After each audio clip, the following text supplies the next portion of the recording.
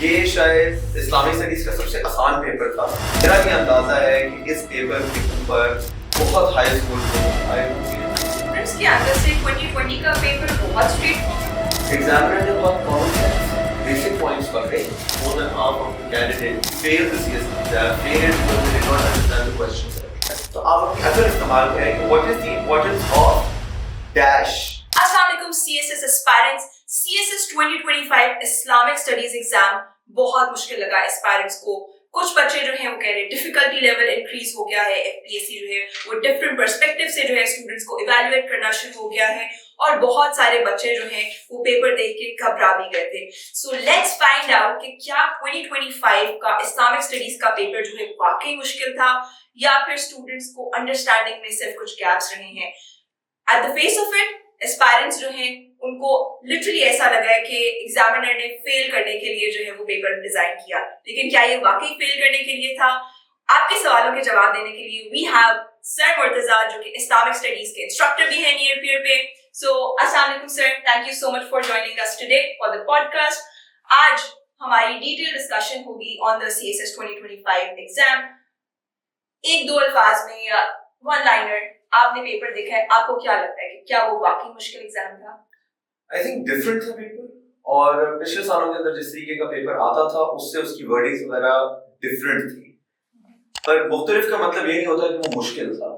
It was different, but it wasn't difficult. In fact, میرے خیال سے یہ شاید اسلامک اسٹڈیز کا سب سے آسان پیپر تھا. It's probably one of the easiest papers that they've ever thrown our way. صرف یہ ہے کہ کیونکہ اس کی ورڈنگ ڈفرینٹ تھی, اس کو سمجھنے میں اکثر کینڈیڈیٹ شاید گھبرا گئے کہ ہمیں نہیں آتی یہ چیز, کوئی ڈفرینٹ چیز ہے.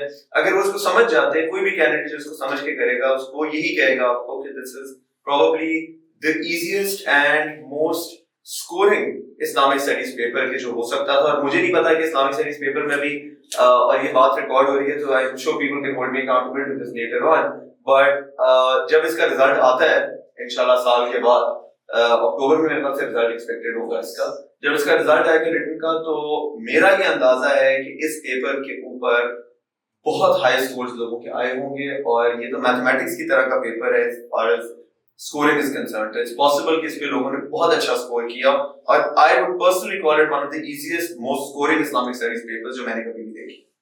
اچھا, اسٹوڈنٹس کے جو سینٹیمنٹس سے آئی تھنک کہ شاید کامنٹس میں اسٹوڈنٹس ہمیں کہیں بھی کہ سر آپ کو کیوں لگ رہا ہے یہ پیپر آسان. تو میں ابھی بتا دوں گا کہ مجھے کیوں لگ رہا ہے کہ یہ پیپر بہت آسان ہے. پر اگر آپ اس کو کمپیئر کریں نا with 2020 کا پیپر, فار ایگزامپل 5 سال پہلے کا جو پیپر ہے, اس میں یہ پیپر وہ بھی میرے سامنے ہے, اس میں کم سے کم 3-4 سوال ایسے ہیں جس پہ انہوں نے لکھا ہوا ہے discuss. Islamic financial and economic system is the solution for human financial problems. Discuss. Islam teaches the lesson of human respect and dignity irrespective of color, race and creed. Discuss. اب جو بھی ڈسکس کا question ہوگا اس میں you never know کہ آپ نے کتنا جواب دے دیا ہے, کتنا جواب نہیں دیا. آپ ہو سکتا ہے 10 پوائنٹس دیں اور آپ کو فیل ہو کہ یہ بھی کافی نہیں ہے, ایگزامنر کو لگے کہ یہ بھی کافی نہیں ہے. ہو سکتا ہے آپ نے 20 پوائنٹس دیے ہوں پر آپ نے صحیح طریقے سے نہ دیا. ہو سکتا ہے آپ نے 2 پوائنٹس دیے ہوں پر اتنے اچھے دے دیے ہوں کہ آپ کو مارکس مل گئے. ڈسکس کے کوشچن میں ہمیشہ بہت ابہام ہوتا ہے, بہت کنفیوژن ہوتا ہے, بہت اسکوپ فار گوئنگ رانگ ہوتا ہے.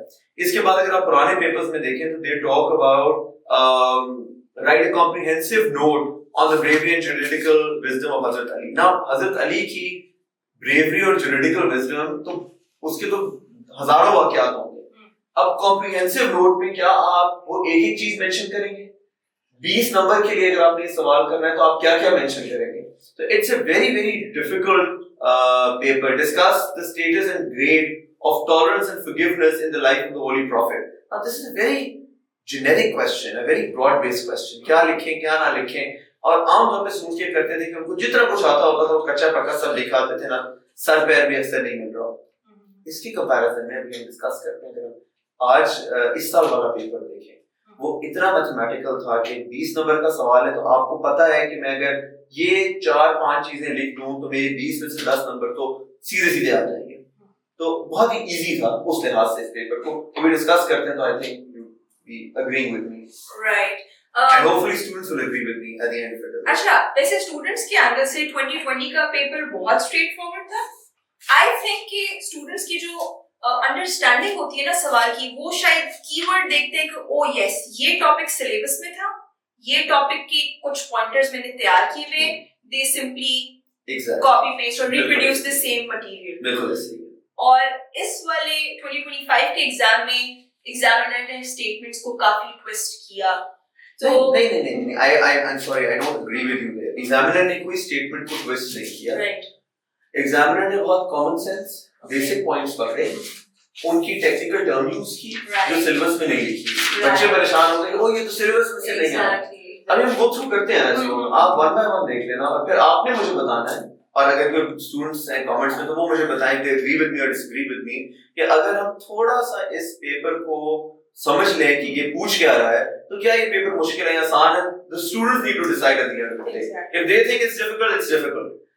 If they agree with me that it's easy, and I hope that by the end of this, they will agree that this was one of the easiest papers that I've come. آپ اگر یہ paper attempt کرتے ہیں مجھے بتائیں اس میں سے کون سے آپ 4 کویسچنز جو ہیں آپ. جب میں کویسچن نمبر 8 کے علاوہ کوئی بھی کویسچن آپٹ کر لیتا ہوں. کویسچن نمبر 8 میں اس لیے آپٹ کرتا ہوں because question number 8 if you can please. Question number 8 is, what views are found in today's Muslim circles about Western civilization? Identify and analyze them. یا اردو میں انہوں نے کیا ہے کہ مغربی تہذیب کے بارے میں آج کے مسلم حلقوں میں کیا نقطۂ نظر پائے جاتے ہیں, ان کی نشاندہی کر کے ان کا تجزیہ کریں. اب یہ سوال do you want me to discuss it in detail ابھی یا ہم اس کو ایک ایک کر کے کر لیتے ہیں؟ باقی میں سے کوئی بھی کر لیں آپ. کویسچن نمبر 5 اور 6 جو تھے اس کے اندر concentration of wealth کے بارے میں, اور 4 and 5 classes lifestyle and concentration of wealth basically ایک ہی سوال ہے جو انہوں نے 2 طریقوں سے پوچھا ہوا ہے. اکنامکس کا سوال ہے دونوں فارمز میں. اسی کو انہوں نے ایک کلاس کے اینگل سے دیکھ لیا ہے کہ طبقاتی فرق جو ہے امیر اور غریب لوگوں کا, دوسرا انہوں نے پیسے کے اینگل سے دیکھ لیا ہے کہ مالی فرق جو ہے امیر اور غریب لوگوں کا. بیسکلی سوال ایک ہی ہے کہ امیر اور غریب کا جو فرق ہے وہ اسلام میں کتنا ہے اور اس سے فائدہ نقصان کیا ہوگا. تو I think سر اگر آپ کہہ رہے ہیں کہ یہ پیپر آسان اور اسکورنگ تھا, ان فیکٹ آپ کی اسٹیٹمنٹ کے اکارڈنگ یہ سب سے آسان پیپر تھا اور کافی میتھمیٹیکل تھا. سب سے آسان والی بات سے شاید میں بات کروں پر ہاں آسان پیپر ہے, مشکل نہیں. ابھی ہم اس کو گو تھرو کرتے ہیں one by one if you're interested in that and we can solve it. Perfect. I think کہ ہماری آڈینس کے لیے بہت ریلیونٹ ہوگا ایون فار 2026 اسپائرنٹس کی. ایک چیز جو آپ کو دیکھنے میں مشکل لگ رہی ہوتی ہے وہ ایکچولی اتنی مشکل نہیں ہے, تو سوالوں کو کس طرح سے ڈائسیکٹ کرنا ہے, سمجھنا کس طرح ہے. I think sir Murtaza is going to delve deeper into that. اور پھر ہم سو آئی تھنک کہ ہم شروع کرتے ہیں پہلے سوال سے. Let's jump right into it. Let's see what our first question is. Our first question in the English version, and Islamic studies میں just on the side you have the very great advantage you have the Urdu statement and the English statement given side by side. So you don't need to worry about the fact کہ مجھے سوال صحیح سمجھ آیا ہے کہ نہیں سمجھ آیا. اگر آپ کو انگلش میں نہیں سمجھ آ رہا تو اردو میں پڑھ لو, اردو میں نہیں سمجھ آیا تو انگلش میں پڑھو. بلکہ رول آف کوشچن یہ ہے کہ آپ چاہے انگلش میں اٹیمپٹ کر رہے ہو اردو کا سوال ضرور پڑھو, اور اگر اردو میں کر رہے ہو تو انگلش والا کوشچن ضرور پڑھو. کیونکہ کئی دفعہ ہم جو کوشچن کی انڈرسٹینڈنگ میں غلطی کرتے ہیں کہ ہم نے کوشچن پڑھا اور ہمیں کوشچن ٹھیک نہیں سمجھ آیا. میجورٹی کیسز میں نور آئی وڈ سے کہ almost more than half of the candidates who failed the CSS exam failed it because they did not understand the question correctly. لائق بچے, عقل مند بچے, محنتی بچے, سب کچھ ٹھیک تھا. جب وہ ایگزام میں بیٹھے اور انہوں نے پیپر دیکھا تو انہیں ایگزام کے اسٹریس میں یا جلدی میں سوال کو صحیح طریقے سے سمجھ نہیں پائے. تو اگر اس کو سمجھ لیں بہت آسانی سے اس کو کر سکتے ہیں. اردو انگلش جب آپ دونوں پڑھتے ہیں تو آپ کو پھر اس سوال کی کلیئرٹی اکثر وقت مل جاتی ہے. تو میں اردو والا پہلے پڑھ دیتا ہوں. اس میں یہ کہتے ہیں کہ سماجی امن کے قیام میں مکارم اخلاق یا مکارم الاخلاق کی کیا اہمیت ہے. اس پس منظر میں رسول اللہ صلی اللہ علیہ وسلم نے مکارم الاخلاق کی تکمیل کس طرح کی. انگلش میں بھی پڑھ دیتا ہوں. What is the importance of مکارم اخلاق, noble morals in establishing social peace? In this background, how did the Messenger of Allah صلی اللہ علیہ وسلم complete these models? اب مسئلہ کیا؟ اب مسئلہ اس میں صرف یہ ہے کہ جس نے اردو میں پڑھا اس نے پڑھا مکارم الاخلاق, اور وہ پریشان ہو گیا کہ یار مجھے تو نہیں یاد آ رہا کہ مکارم الاخلاق کیا ہے, کیونکہ سلیبس کے اندر مکارم الاخلاق کا لفظ استعمال نہیں ہوا تھا. مجھے بالکل اب میں آپ کو نا 3 چیزیں سکھا دیتا ہوں as a gift from me to you. پہلا یہ کہ اگر آپ کو ایک لفظ کا مطلب نہیں آتا تو آپ سوال کے اندر سے کیسے اس کا مطلب ڈھانپیں. دوسرا, اگر آپ کو مطلب سوال سے نہیں مل رہا تو آپ اس پہ ایک پڑھا لکھا تکا کس طریقے سے لگائیں. اور تیسرا یہ کہ اگر آپ کا تکا بھی نہیں لگ رہا تو پھر بھی اگر آپ کے پاس آپشن کوئی نہیں اور آپ سوال اٹیمپٹ کرنا چاہتے ہیں تو آپ what is the way around it. میں آپ کو یہ تینوں ٹپس ابھی دے دیتا ہوں. سب سے پہلے اس سوال کے اندر سے اس کا جواب نکلے گا. جب آپ اردو والا سوال پڑھتے ہیں تو آپ کو مکارم الاخلاق کے بارے میں کچھ سمجھ نہیں آتا. تو آپ انگلش والا سوال پڑھیں گے تو اس میں بریکٹ کے اندر انہوں نے مکارم اخلاق کا ٹرم یوز کیا. بریکٹ کے اندر اس کی ایکسپلینیشن دے دی ہے کہ نوبل مورلز یعنی اچھے اخلاق. مورل کا مطلب ہوتا ہے اخلاق. ادھر بھی اخلاق کا لفظ استعمال ہوا ہے, ادھر بھی اخلاق کا لفظ استعمال ہوا ہے. اور نوبل یعنی اب مکارم کا مطلب اگر آپ کو نہیں آتا تو نوبل کا مطلب تو آتا ہوگا کہ نوبل کا مطلب ہوتا ہے جینٹل, کائنڈ, گڈ, بیسیکلی اچھا لفظ ہے. تو مکارم اخلاق کا مطلب ہم یہاں سے دیکھ سکتے ہیں کہ اچھے اخلاق, ایز سمپل ایز دیٹ. ٹھیک ہے. سو اگر آپ کو مطلب نہیں آتا تھا مکارم اخلاق کا, اس سوال کے اندر اس کا مطلب انہوں نے دیا ہوا ہے, پرابلم سالو, کہ اچھے اخلاق اس کا مطلب ہے. اب اس سے آگے کیسے پڑھنا ہے وہ بات ہے. دوسرا, اگر آپ کو کوئی سوال ایسا آتا ہے, اس میں تو جواب ہمیں آسانی سے مل گیا. اگر کوئی ایسا سوال آتا ہے جس میں ہمیں جواب نہیں مل رہا کہ مکارم اخلاق کا بریکٹ میں بھی نہیں لکھا ہوا, تھوڑا سا نا اپنی اردو عربی کی جو تھوڑی پریکٹس ہے نا, اس کے تھوڑے کیا کہتے ہیں وہ چھریاں اپنی تیز کریں. اخلاق کا مطلب میرا نہیں خیال کہ کوئی بھی سی ایس ایس اسپائرنٹ ہوگا جس کو اخلاق کا مطلب نہیں آتا. اگر آپ نہیں آتا تو اپنی کامن کانسیپٹ میں دیکھیں, آپ سے بڑے اچھے اخلاق ہیں, وہ خوش اخلاق ہے, وہ بد اخلاق ہے, تو آپ کو اخلاق کا مطلب سمجھ آ جائے گا کہ اگر آپ کسی کو خوش اخلاق کہتے ہیں تو کس وجہ سے اس کو خوش اخلاق کہتے ہیں. جن جن وجوہات پہ آپ کسی کو خوش اخلاق کہہ رہے ہیں وہ سب اخلاق کا حصہ ہے. جس جس چیز پہ آپ کسی کو بد اخلاق کہہ رہے ہیں وہ بھی اخلاق کا حصہ ہے. تو اخلاق تو آپ کو کلیئر ہو گیا ہے. اب کنفیوژن بچ گیا کہ مکارم کیا ہے. تو اردو میں خاص طور پہ جو لفظ عربی سے آتے ہیں, اور اسلامیات نام طور پہ عربی کے ہی لفظ ہم لوگ لے رہے ہوتے ہیں, ہر لفظ کی ایک روٹ ہوتی ہے. خاص طور پہ جو میم سے شروع ہوتے ہیں نا لفظ, وہ میم اگر آپ ہٹا دیں تو آپ کو لفظ کا مطلب کلیئر ہو جاتا ہے. اچھا, مثال کے طور پہ مکرم میں اگر آپ میم ہٹا دیں تو کیا بنتا ہے؟ کرم. کرم کا کیا مطلب ہوتا ہے؟ کسی پہ کرم کرنا. کرم کرنا کا مطلب ہے کرم, کریم, اکرم, اکرام, یہ سارے ریلیٹڈ ورڈ ہیں ود دی عربک روٹ کرما. کاف رے میم, کرما یہ روٹ ہے. اس روٹ سے بہت سارے لفظ بنتے ہیں جس میں کرم, اکرم, اکرام اور مکرم یہ سب شامل ہیں. سب ہمیں سن رہے ہیں ہو. So even if you didn't know what Mukarram means, جب آپ اس میں سے میم ہٹائیں گے, یا نون ہوتا ہے کئی لفظوں کے شروع میں عربی میں, اس میں سے نون ہٹائیں یا میم ہٹائیں تو آپ اس ورڈ کی روح تک پہنچ جاتے ہیں, جو کہ اس کیس میں کرم. کرم کا مطلب اچھی چیز, کسی پہ کرم کرنا, عنایت کرنا, مہربانی کرنا. اخلاق کا مطلب ہم پہلے ہی کر چکے ہیں. تو کرم اخلاق کا مطلب ہوگا کہ کریم اخلاق, اچھے اخلاق, نیک اخلاق, پازیٹیو اخلاق, نوبل اخلاق, نوبل مورلز. تو یہ آپ کا مطلب کلیئر ہو گیا. مکرم اخلاق کا یہی مطلب ہے کہ وہ اخلاق کے جو دوسرے کے ساتھ اکرام کا سلوک کریں, نیکی کا سلوک کریں, کریم کا سلوک کریں. not the right heading up, but وہ بھی یہ کہتے ہیں نا کہ you be cream to each other. عرب ممالک میں سے لوگ ٹریول کرتے ہیں, وہ رمضان کی مبارک بھی رمضان کریم کر کے دیتے ہیں کہ رمضان جو ہے وہ آپ کے لیے خوشیوں کا, نوبلٹی کا, اچھا ایک وہ لے کے آئے. سو دوسرا طریقہ یہ تھا کہ آپ گیس کر لیں ایک پڑھے لکھے طریقے سے کہ مکرم اخلاق کا کیا مطلب ہوگا. تیسرا طریقہ کہ اگر آپ کو بالکل نہیں سمجھ آ رہا ہے کہ مکرم کا کیا مطلب ہے, تو آپ اپنی عقل استعمال کریں کہ what is the importance of dash in establishing social peace. اب وہ ڈیش کوئی بری چیز تو ہو نہیں سکتی, اور یہ تو نہیں کہہ سکتے کہ what is the importance of murder یا what is the importance of looting. وہ یہی کہیں گے نا کہ what is the importance of a good deed in establishing social peace. تو good کا آپ کو سمجھ آ گیا کہ مکرم اخلاق میں میں نے اچھی چیزوں کو کاؤنٹ کرنا ہے. اگر آپ اچھی چیز ویسے کاؤنٹ کرنا شروع کریں تو آپ کا 50-60% یہ کوشچن آنسر ہو جائے گا. So coming back to the question, what is the importance of مکرم اخلاق? I hope that after this discussion it should not be difficult to understand what مکرم اخلاق is, even if you had no idea earlier on کہ یہ کیا چیز ہے. اچھا, اب سوال کو کیا پوچھ رہا ہے. اب میں آپ کو بتا دوں کہ سوال آسان کیوں ہے اور ہم نے اس کو حل کیسے کرنا ہے. اگر میں اس کوشچن کو کر رہا ہوتا, میں مکرم اخلاق انڈر لائن کرتا, سمجھتا کہ مکرم اخلاق کیا ہے, اور میں ایک لسٹ بنا لیتا میرے ذہن میں جو بھی 8, 10, 15 اچھے اخلاق آ سکتے ہیں, جو میں نے آپ سے بات کی کہ خوش اخلاقی میں کیا آتا ہے, بد اخلاقی میں کیا آتا ہے. تو میرے خیال سے خاص پر اگر رسول اللہ صلی اللہ علیہ وسلم کے تناظر میں دیکھیں تو آنیسٹی, ٹروتھفلنس, ٹرسٹ وردینس, ایکوٹی, empathy, impartiality, اور مطلب آپ جتنا اسوہ حسنہ کے اندر آپ نے چیزیں پڑھی ہیں وہ ساری اس کے اندر شامل آ جاتی ہیں. modesty, humility, honor, dignity, جتنے اچھے لفظ آپ سوچ سکتے ہیں, کیونکہ رسول اللہ صلی اللہ علیہ وسلم کو تو اللہ نے کہہ دیا کہ میں اسوہ حسنہ ہے, تو بہترین ایگزامپل ہے. ان کے آپ پرسنالٹی کے کسی بھی اینگل کو لے لیں تو آپ اگر 10-15 کیا میں کہتا ہوں آپ 8-9 بھی اگر لسٹ کریں ان کے کیریکٹرسٹکس تو وہ مکرم اخلاق ہی ہوں گے. ان کی نوبلٹی, ان کی آنیسٹی, ان کی انٹیگریٹی, ان کی ٹروتھ, ان کا آپ ایک لسٹ بنا لیں, اپنا رف ورک کریں 2 منٹ اور آپ مکرم اخلاق لکھ کے اس میں ایک لسٹ بنا لیں.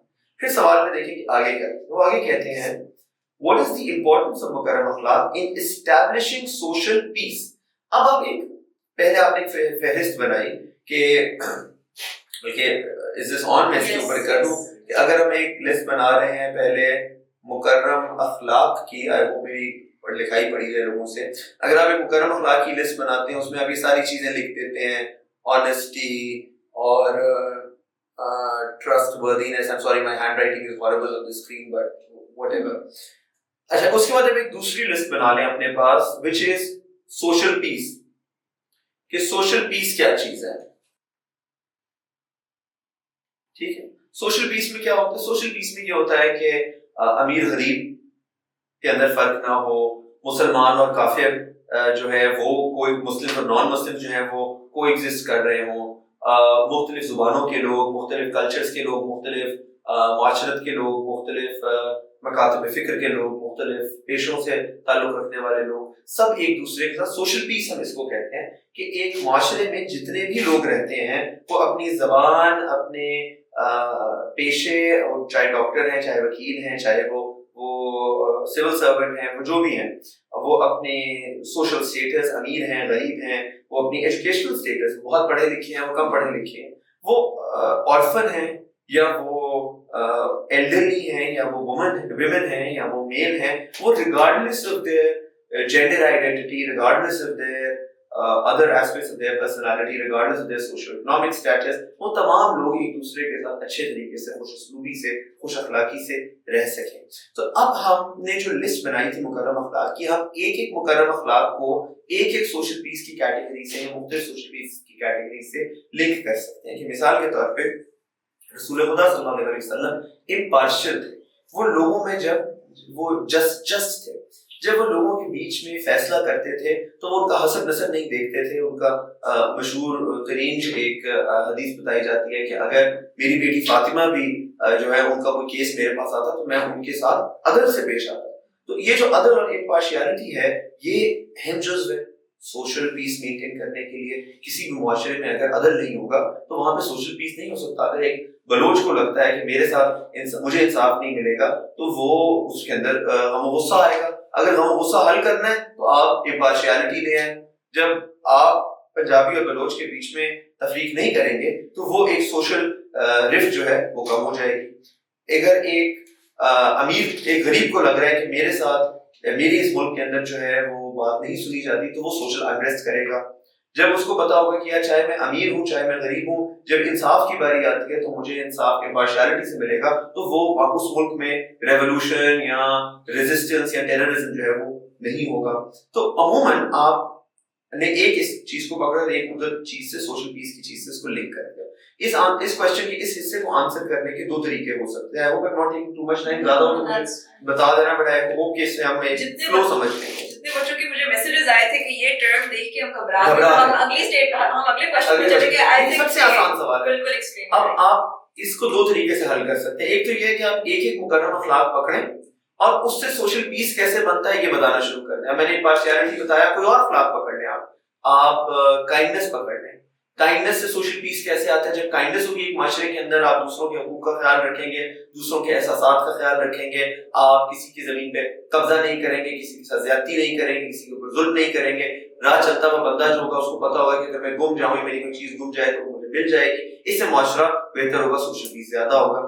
اسی طریقے سے اور آپ کے مکارم اخلاق کے اندر آ جائے گا انٹیگریٹی آ جائے گی کہ میں سچ بولوں, میں غلط کام نہ کروں. اگر ایک معاشرے کے اندر لوگوں کے اندر انٹیگریٹی ہوگی, ایک اچھا اخلاق ہے انٹیگریٹی, تو وہ اس سے سوشل پیس ہوگا. کیسے ہوگا سوشل پیس؟ کہ آپ کسی اور کے ساتھ زیادتی نہیں کریں گے, کسی کے ساتھ ظلم نہیں کریں گے, لوگ آپ کی بات کا بھروسہ کر سکیں گے. اگر آپ کسی کو کہتے ہیں کہ میں تمہارے پیسے واپس کر دوں گا اور آپ اس کے پیسے وقت پہ واپس نہیں بھی کر سکتے, تو اس کو پتا ہوگا کوئی جینوئن ریزن ہے. برعکس اس کے کہ اگر کسی معاشرے کے اندر انٹیگریٹی نہیں ہے, تو اگر آپ کرنے بھی چاہ رہے ہیں کسی کے پیسے واپس, ہو سکتا ہے کہ وہ پریشان ہو کے بغلا کے آپ کو تنگ کرنا شروع کر دیں, تو ایک سوشل انریسٹ جنرلی کریٹ ہو جاتا ہے. سو آپ ایک ایک کر کے لنک کر سکتے ہیں. دوسرا طریقہ آپ کے پاس یہ ہے کہ آپ پہلے پیراگراف میں لکھیں کہ سوشل نوبل مورلز کیا ہیں, مکارم اخلاق کیا ہیں. پہلے ہیڈنگ کے اندر لکھ دیں واٹ آر مکارم اخلاق, دوسرے میں آپ لکھ دیں واٹ از سوشل پیس, اور تیسرے میں آپ ایک مجموعی, ایک جنرل, ایک اوور آل ویو دے دیں کہ یہ سارے مکارم اخلاق اور دیگر جب ہوں گے معاشرے میں تو معاشرہ کیسا ہوگا, اور اگر یہ مکارم اخلاق نہیں ہوں گے معاشرے میں تو معاشرہ کیسا ہوگا. جب آپ یہ 3 ہیڈنگز بنا کے یہ 3 چیزیں اسٹیبلش کر دیتے ہیں, تو جو پہلا سوال ہے, جو پہلا حصہ ہے سوال کا, وہ آپ کا آنسر ہو جاتا ہے. 20 نمبر کا سوال ہے, 2 حصوں میں یہ سوال ہے. پہلا حصہ تھا what is the importance of مکارم اخلاق in establishing social peace. یہاں پہ پہلا حصہ ختم ہوتا ہے. یہ پہلا حصہ تقریباً آپ رفلی سمجھیں کہ 10 نمبروں کا ہے, تو آپ 10 نمبروں کی حد تک ہی اس کو آنسر کریں گے, اس سے زیادہ کا جواب دینے کی ضرورت نہیں ہے. اور 10 نمبر میں آپ یہ 3 ہیڈنگز لکھ دیں کہ مکارم اخلاق کیا ہو سکتے ہیں, سوشل پیس کیا ہوتا ہے, مکارم اخلاق کی وجہ سے سوشل پیس کیسے آئے گا. تو آپ کے 10 میں سے 6, 7, 8 نمبر آسانی سے آپ لے جا سکتے ہیں. سو 8 out of 10 میں ویسے لکھ دیتا ہوں کہ اگر آپ یہ باتیں کریں تو ممکن ہے. پھر دوسرا آ جاتا ہے کہ ان دس بیک گراؤنڈ, جو بات آپ نے ابھی کر دی ہے, in this background how did the messenger of Allah صلی اللہ علیہ وسلم complete these morals. اردو میں بھی ہم اس کو دیکھ لیتے ہیں کہ وہ کہتے ہیں کہ اس پس منظر میں رسول اللہ صلی اللہ علیہ وسلم نے مکارم الاخلاق کی تکمیل کس طرح کی, انہوں نے کس طریقے سے اس کو کور کیا, انہوں نے کیا کیا چیز اس کے اندر کی. یہ والا سیکنڈ پارٹ بیسکلی اسوہ حسنہ کا کوسچن ہے کہ رسول اللہ کے اندر کیا کیا اچھے اخلاق تھے, انہوں نے اس کی کیا کیا مثالیں دی. یہ جتنے مکرم اخلاق میں نے آپ کو گنوائے ہیں, آپ خود سوچ سکتے ہیں, آپ ان سب پہ ایک ایک مثال دیتے جائے, خاص طور پہ ریاست مدینہ کے تناظر میں, کیونکہ وہاں بھی سوشل پیس اس کی وجہ سے آیا کہ انہوں نے, یہ میں نے آپ کو ایک مثال دی حضرت فاطمہ والا جو انہوں نے بات کی. اس کے بعد میں نے آپ کو ایک مثال دے دیتا ہوں کہ یہودی جو تھے, ان سے جب پوچھا گیا کہ تمہارے ساتھ کیا فیصلہ کیا جائے, تو انہوں نے کہا کہ جو رسول اللہ صلی اللہ علیہ وسلم کہیں گے, کیونکہ ہم جانتے ہیں کہ وہ ٹھیک بات کرتے ہیں. جب قریش مکہ جو تھے ان سے کہا گیا کہ تم اپنی امانتیں کس کے پاس رکھوانا محفوظ سمجھتے ہو, انہوں نے کہا کہ رسول اللہ کے پاس, کیونکہ وہ امین ہیں. جب ان کی کوئی ان پہ جھوٹ کی بات ہوئی تو انہوں نے کہا کہ ان کے دشمنوں نے گواہی دی کہ یہ صادق ہیں, اور اس صادق اور امین ہونے کی وجہ سے یہ فائدہ ہوا کہ 13 سال رسول خدا جو مکے میں رہے, اس میں بڑی ظلم و صحبتیں بھی ہوئی, پر اوور نائٹ نہیں ہوئی, کیونکہ لوگوں نے بڑی دیر رسول اللہ صلی اللہ علیہ وسلم کے صادق اور امین ہونے کا ریگارڈ کیا. اور جب یہ چلے بھی گئے مکہ چھوڑ کے, پیچھے حضرت علی کو اپنے بستر میں لٹا کے گئے کہ تم امانتیں واپس کر کے آنا. تو یہ سارے وہ پریسیڈنٹس ہیں جو رسول اللہ صلی اللہ علیہ وسلم نے ہمارے لیے اسٹیبلش کیے ہیں, اور آپ نے دوسرے والے پارٹ کے اندر یہ والی چیزیں جوٹ ڈاؤن کر دینی ہے. پھر ایکوالٹی, اس کے بعد کس طریقے سے سوشل کلاس کا ڈفرنس رسول اللہ صلی اللہ علیہ وسلم نے ختم کیا, کہ جب غزوہ خندق کے اندر سب نے پیٹ پہ پتھر باندھے ہوئے, تو رسول خدا نے بھی پیٹ پہ پتھر باندھا ہوا ہے. ایسا نہیں کہ رسول خدا کے پاس کھانا موجود ہے اور باقیوں کے پاس کھانا موجود ہے, یہ ایک ایکوالٹی ہے. کیا جو ٹروپس اس وقت فائٹ کر رہے تھے غزوہ خندق کے اندر, خندق کھود رہے تھے, جس کے بارے میں اللہ قرآن میں کہتا ہے کہ جب کہ آنکھیں پتھرا گئیں اور کلیجے منہ کو آنے لگے اور تم اپنے رب کے بارے میں طرح طرح کے گمان کرنے لگے. اب کتنی ایک تھوڑی سی ڈفرنٹ بات ہے, پر اللہ نے قرآن میں یہ تو کہہ دیا کہ تم خدا کے بارے میں طرح طرح کے گمان کرنے لگے, یہ نہیں کہا کہ تم رسول خدا کے بارے میں طرح طرح کے گمان کرنے لگے. یہ بڑی پیاری بات ہے. کیوں؟ کیونکہ لوگ یہ تو سوچ سکتے تھے کہ اللہ نے ہمیں چھوڑ تو نہیں دیا, پر وہ یہ نہیں سوچ سکتے تھے کہ رسول خدا نے ہمیں چھوڑ دیا یا رسول خدا نے ہمارے ساتھ کوئی تفریق کی. کیوں؟ کیونکہ وہ خود ان کے ساتھ موجود تھے اور ہر لمحے پہ ان سے صف اول کے اندر شامل تھے. تو یہ رسول اللہ صلی اللہ علیہ وسلم کا کردار ہے, یہ ان کا اخلاق ہے, یہ مکارم الاخلاق ہے. اور یہ آپ کا کوشچن آنسر ہو گیا. اگر آپ 5 یا 6 مثالیں اس میں دے دیتے ہیں تو آپ کو آسانی سے 6-7 نمبر اس کے اندر مل جائیں گے. 8 + 7 جو ہے وہ کتنا ہوتا ہے آپ کا 15 نمبر. اگر آپ کو 20 میں سے مل رہے ہیں so that is a very very good mark. اور میرا نہیں خیال کہ اس کے اندر میں نے کوئی ایسی چیز آپ کو بتائی ہے جو آپ کو پہلے نہیں آتی تھی یا آپ کو نہیں سنی ہوئی تھی یا آپ کے لیے نئی ہوئی بات. آئی ایم شیور کہ یہ ایکسپلینیشن سن کے جو ہے نا وہ اسٹوڈنٹس کو آئیڈیا ہو گیا ہوگا. But I think it's the exam pressure کہ وہ اسٹیٹمنٹس میں if they don't see the relevant words جو انہوں نے دیکھے ہوئے ہوتے ہیں تو بس that's the time when they It's not just the exam pressure, it's also a general, and I'm sorry to say this, but I have to say this out loud, it is the general disregard and disdain that most students have for reading the question. Some of them are too arrogant to actually acknowledge the fact that they haven't read the question right. Some of them are leave it to the last moment. مطلب آپ writing کی practice کر لیں گے, آپ سب سے زیادہ کام جو شوق سے کرتے ہیں نا اسٹوڈنٹ, وہ ویڈیوز دیکھنا ہے. ویڈیوز بڑے شوق سے دیکھ لیں گے, اس ویڈیو کے بارے میں سوچیں گے نہیں. سیکنڈ کام جو اسٹوڈنٹ بڑے شوق سے کرتے ہیں نا, بہت شوق سے, وہ نوٹس بنانا, بڑے شوق سے نوٹس بناتے ہیں, پڑھتے جاتے ہیں, سمجھتے نہیں ہیں کہ کیا لکھ رہے ہیں, بس نوٹس بنا دیتے ہیں. تیسرا کام جو اسٹوڈنٹ شوق سے کرتے ہیں وہ بکس پڑھنا ہے. بکس بھی اسٹوڈنٹس ریلیٹیولی شوق سے پڑھ لیتے ہیں. جب سوال یہ آتا ہے کہ آپ نے جو چیزیں پڑھی ہیں اس کو سمجھیں تو سوچ ہاتھ اٹھا دیں. جب ان سے آپ کہیں کہ آپ ایگزام میں آپ نے کوسچن آنسر کس طرح سے کرنا ہے اس کی پریکٹس کریں تو وہ ہاتھ اٹھا دیتے ہیں. 100 میں سے صرف 20 اسٹوڈنٹ ہے جو ایکچولی 8, 10, 15, 20 سوال پورے کے پورے پریکٹس کر کے ایگزام میں گیا ہوتا ہے, یا کم سے کم ان کی آؤٹ لائنز بنائی ہوتی ہیں اس نے ایگزام میں جانے سے پہلے. اگر آپ ان اسٹوڈنٹس میں سے, تو I am very full of praise for you and I am thankful to you کہ آپ آؤٹ لائنز بنا رہے ہیں, پریکٹس کر رہے ہیں کوسچن کو. عموماً لوگ ایک سوال پڑھا ہے, اس سوال کی حد تک پڑھ لیا کتاب سے, اس کے علاوہ کچھ نہیں. آپ آؤٹ لائنز بناؤ, آپ کوسچنز کو پریکٹس کرو. آپ جب آؤٹ لائن, آپ ایگزام سیٹنگ کا پریشر ریپلیکیٹ کرو کہ یار اگر میرے پاس یہ 10 سوال ایک دم سے ایگزام میں آئے تو میں نے اس کے بارے میں 5 منٹ کے اندر اندر اپنی اوپینین کیسے فارم کرنی ہے. اور اس کے اوپر میرے لیکچرز کے اندر تفصیلی بات کی ہوئی ہے کہ جب آپ سوال دیکھتے ہو, جو پہلی نظر آپ کی پڑتی ہے, اس پہلی نظر کے اندر آپ نے کیا کیا کچھ کرنا ہے, آپ نے کیا انڈر لائن کرنا ہے, آپ نے اس کے بارے میں کس طریقے سے سوچنا ہے. That is very very important. سوال پڑھیں. سوال ہمارے عموماً لوگ پڑھتے نہیں, اور پڑھتے ہیں تو سمجھتے نہیں, اور سمجھتے ہیں تو اس سمجھ کو کی جو وہ گوگلی بال آئی ہوتی ہے, اس ٹیڑھی بال کو وہ کیچ نہیں کرتے. وہ سمجھ سے یہی کرتے ہیں کہ یار یہ چیز کیونکہ سلیبس میں ہم نے نہیں پڑھی تو ہم اس کو اسکپ کرتے ہیں. That's the problem. Otherwise یہ سوال is genuinely one of the easiest questions, کیونکہ اس کے لیے آپ کو کوئی بیک گراؤنڈ نالج نہیں چاہیے. 20 نمبر کا سوال ہے, اتنی چیزیں ہیں آپ کے پاس کہنے کے لیے in a short وہ کہ آپ آسانی سے 15 سے 18 نمبر لے جا سکتے ہیں.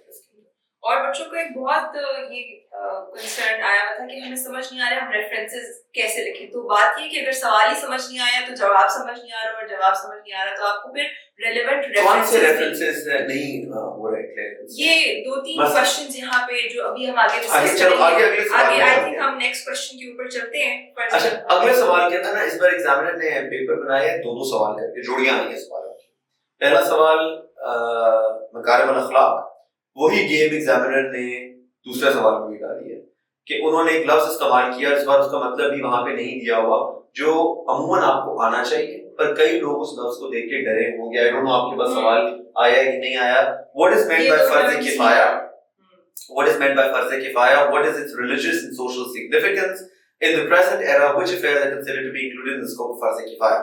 اب بہت آسان سوال ہے, بہت ہی آسان سوال ہے. اس لیے آسان سوال ہے کیونکہ سوال کے 3 حصے ہیں, یعنی کہ 20 نمبروں کو آپ ڈیوائڈ کر دیں تقریباً 8-8-4 کے اندر یا 7-7-6 کے اندر, کہ 3 حصے ہیں. تو پہلے حصے کے 7 نمبر, دوسرے حصے کے 7 نمبر, آخری حصے کے 6 نمبر, اور آپ کے 20 نمبر پورے ہو گئے. جب 7 نمبروں کا وہ سوال ہے اور آپ اس میں 2 یا 3 یا 4 پوائنٹ لکھ دیتے ہیں تو آپ کو 7 میں سے 7 نمبر بھی مل سکتے ہیں, 7 میں سے 6 نمبر بھی مل سکتے ہیں, 7 میں سے 5 نمبر بھی مل سکتے ہیں.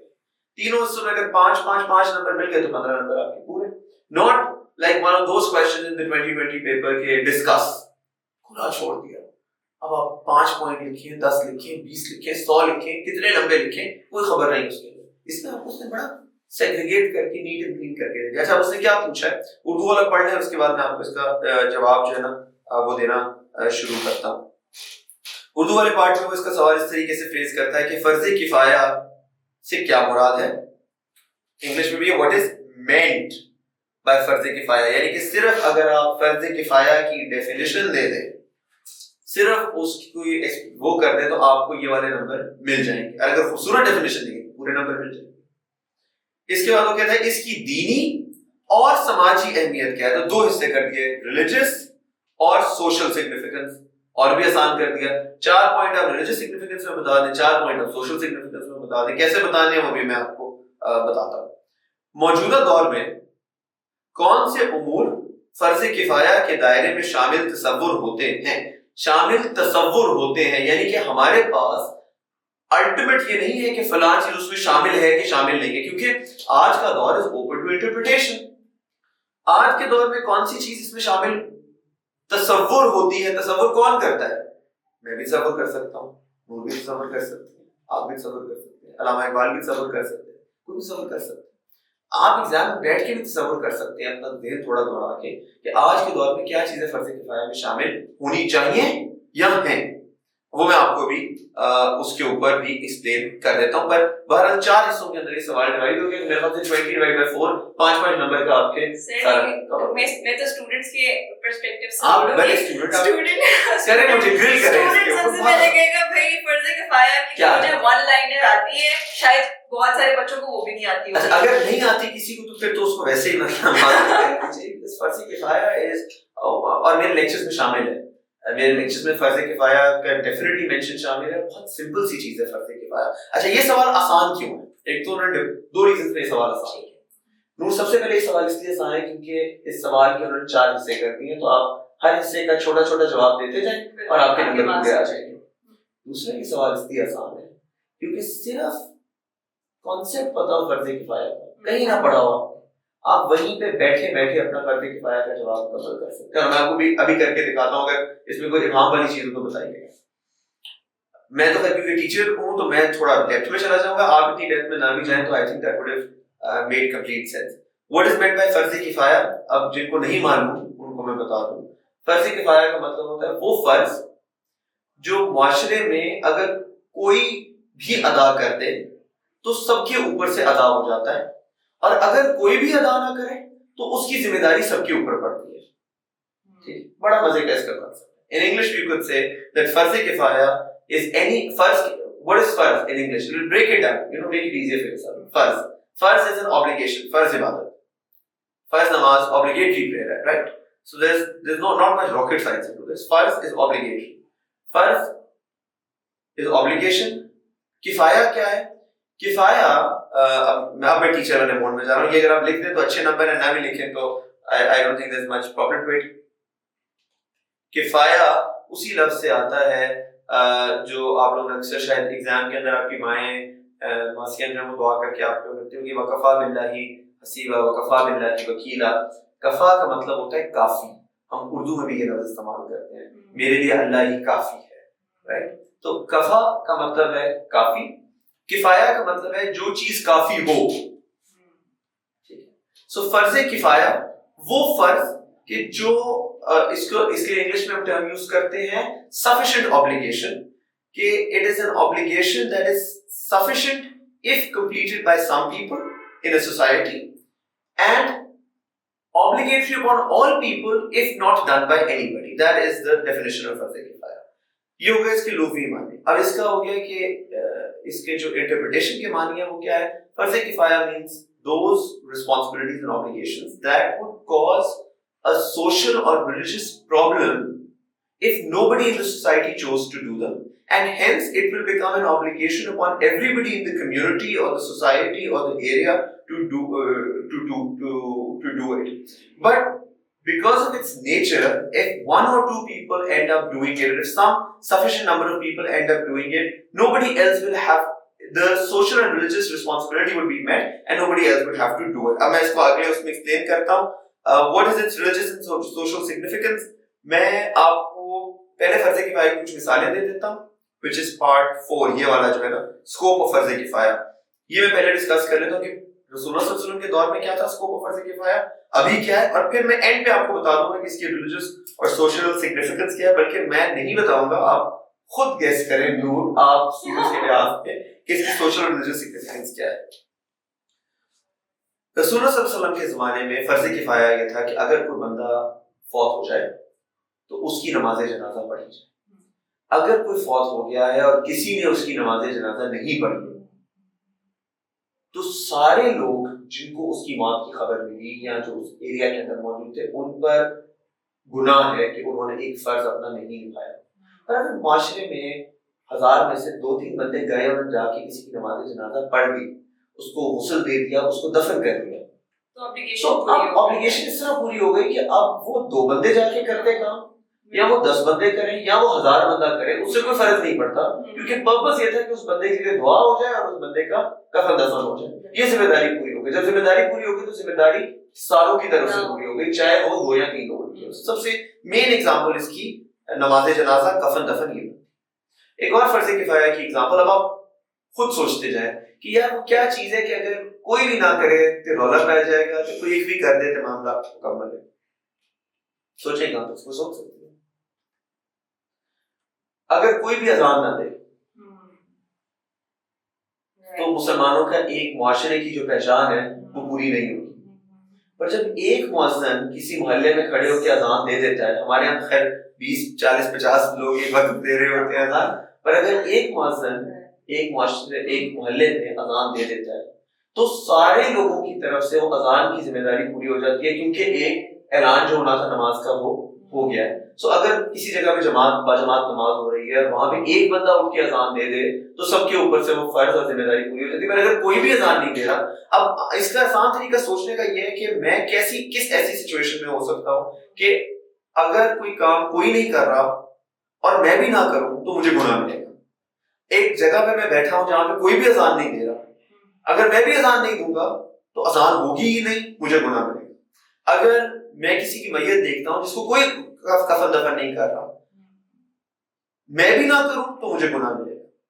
اگر میں کسی عورت کو دیکھتا ہوں کہ اس کے اوپر کوئی حملہ آور ہو رہا ہے, اس کو ہراس کر رہا ہے, حملہ آور is a harder word, even in a smaller term, if a woman is being harassed in front of you and nobody is saving that woman, it is a farz kifaya, it is obligatory upon me to act up and save her from harassment. Let alone a woman, if there is any person who's being harassed and nobody is helping them, it is obligatory upon me to help them. If a child is lost and nobody is guiding that child, it is obligatory upon me to guide that child, reconnect that child to his family. جو سلمان خان نے اس film کے اندر پورا کیا تھا, فرض کفایہ پورے بھارت کی طرف سے اس نے پاکستانی بچی کو واپس پہنچا کے فرض کفایہ پورا کیا, تو یہ ایک obligation آپ پہ پڑ جاتی ہے. The reason I quote that movie is because in that movie Salman Khan did not have an obligation to do it because anybody else could have done it. But morally, he did have an obligation to do it because nobody else was doing it. If somebody else was doing it, he didn't have to do it.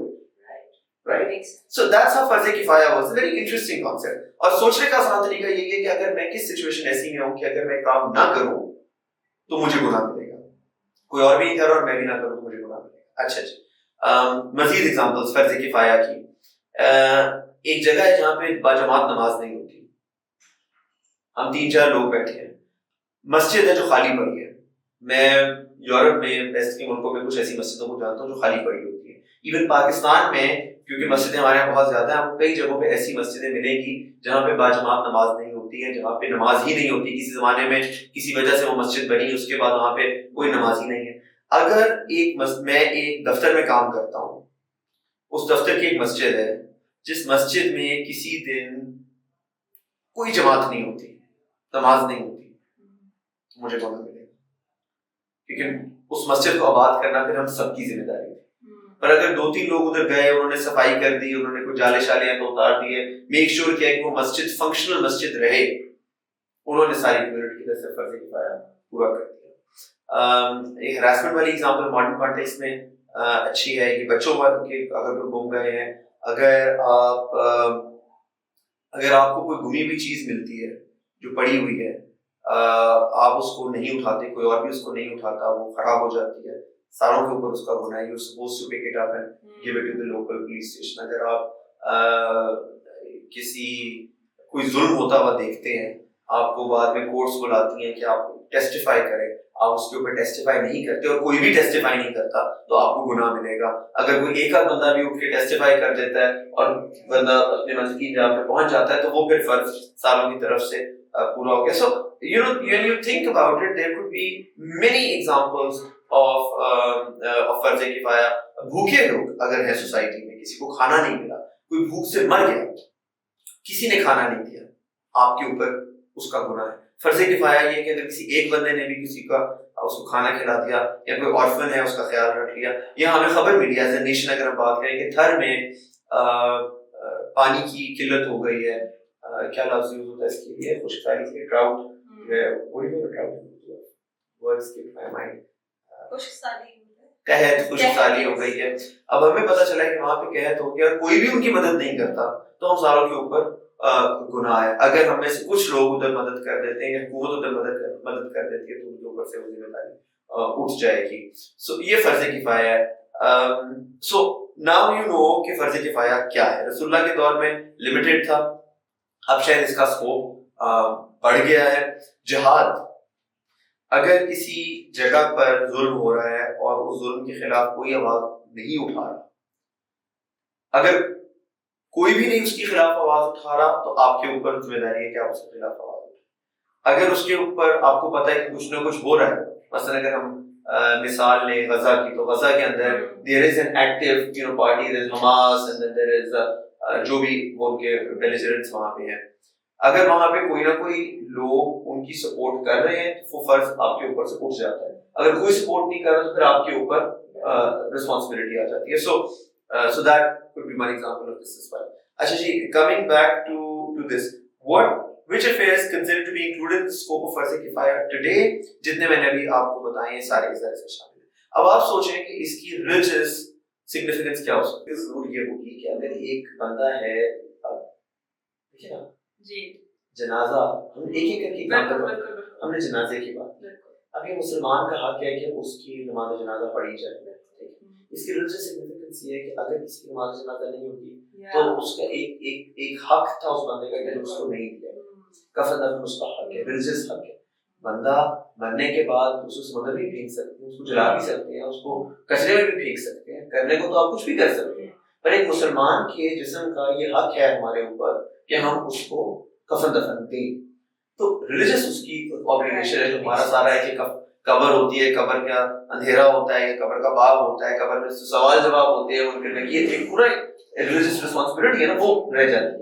اس کے بعد میں نے آپ کو اور کیا کیا example دی ہیں اس کی, فرض کفایہ کی, آرفن کی, اگر میں نے ہراسمنٹ کی ایگزامپل دی ہے. اب ریلیجیسلی اسپیکنگ ایک مسلمان اگر خاتون یا مرد ہراس ہو رہے ہیں, خواتین اس لیے کہ عموماً ہراسمنٹ اگینسٹ ویمن کے کیسز ہمارے پاس زیادہ آتے ہیں, تو men get harassed as well. I assure you that's as much a thing as anything else. But ایک خاتون اگر ہراس ہو رہی ہے, وہ let's say you're in a foreign country and you see that there is a Muslim woman who's trying to pray and nobody's letting her pray. Her religion is suffering, right? Tomorrow it is possible that a Muslim woman stops wearing the hijab because she feels harassed when she wears the hijab, right? Or if there's a woman who's so یہ ایک religious aspect سے میں اس چیز کو دیکھ رہا ہوں. اس کے بعد ایک بچہ ہے, وہ بچہ گنڈوں کے ہاتھ لگ گیا, اس کا جو ہے اس کو فقیر بنا دیا یا اس کو سیکس لیوری کے اندر بیچ دیا کسی کو. اب ایک بچے کا دین اس سے چھوٹ گیا کیونکہ آپ نے اپنی ذمہ داری نہیں دکھائی تھی. تو ریلیجیس سگنیفیکینس آف فرض کفایہ ہے کہ اسلام کی کنٹینیوٹی کے لیے اذان ہوتی رہے, جماعت ہوتی رہے, جنازے ہوتے رہے, آپ دعا کا تسلسل جاری رہے, لوگوں کا دین محفوظ رہے. اس کے لیے ضروری ہے کہ ہم فرض کفایہ کی فلسفی کو اپنائیں. سوشل سگنیفیکینس اس کی کیا ہے؟ سوشل سگنیفیکینس آپ ہر چیزوں کی کرنا چاہیں کہ اس سے آپ کو ایک گارنٹی آف لائف ملتی ہے, سیکورٹی ملتی ہے, people can work, people can feel safer, people can make sure that آپ کا جو کمیونٹی ماسک وغیرہ کا کانسیپٹ ہے وہ سوشلی چلتا رہتا ہے, سوشل کوہیژن رہتی ہے, پیس رہتا ہے وغیرہ وغیرہ. سو یہ سارے سوال تھا جو کہ میرے خیال سے انتہائی آسان تھا. صرف فرض کفایہ آپ سمجھ لیتے تو یہ مسئلہ حل ہو جاتا. لاجیکل بات تھی. آئی ہوپ اس کوسچن کے بعد آنسر آئی تھنک بالکل آنسر تو ہو چکا ہے, لیکن جو اسپائرنٹس ہیں نا وہ ایگزام میں بیٹھ کے میرا نہیں خیال کہ اتنا سوچتے ہوں گے, اور ان کے پاس شاید ٹائم نہیں ہوتا اتنا سوچنے کا. Which is why you have to choose 4 questions out of 8 questions, right? So if I was doing this exam, I would have chosen this because I think I can think about Fardh Kifaya really well. But I can imagine that somebody would cut out this question. But then مکارم اخلاق جو ہے اس میں اتنا سوچنا نہیں پڑنا تھا, اس question میں زیادہ سوچنا پڑا. مکارم اخلاق 4-5 اچھی کوالٹی ہے. اچھا میرا ایک اور کوشچن ہے یہاں پہ ہم نے اس کی فرض کفایہ کی ڈیفینیشن دے دی, اس کے ریلیجیس اور سوشل سگنیفیکینس بتا دی, اور اپنی سائڈ سے ہم نے اس کو اس کے اسکوپ میں اور ریسنٹ سیناریو کے حساب سے کیا چیز رہیں گی یہ تو ہم نے مینشن کر دیا.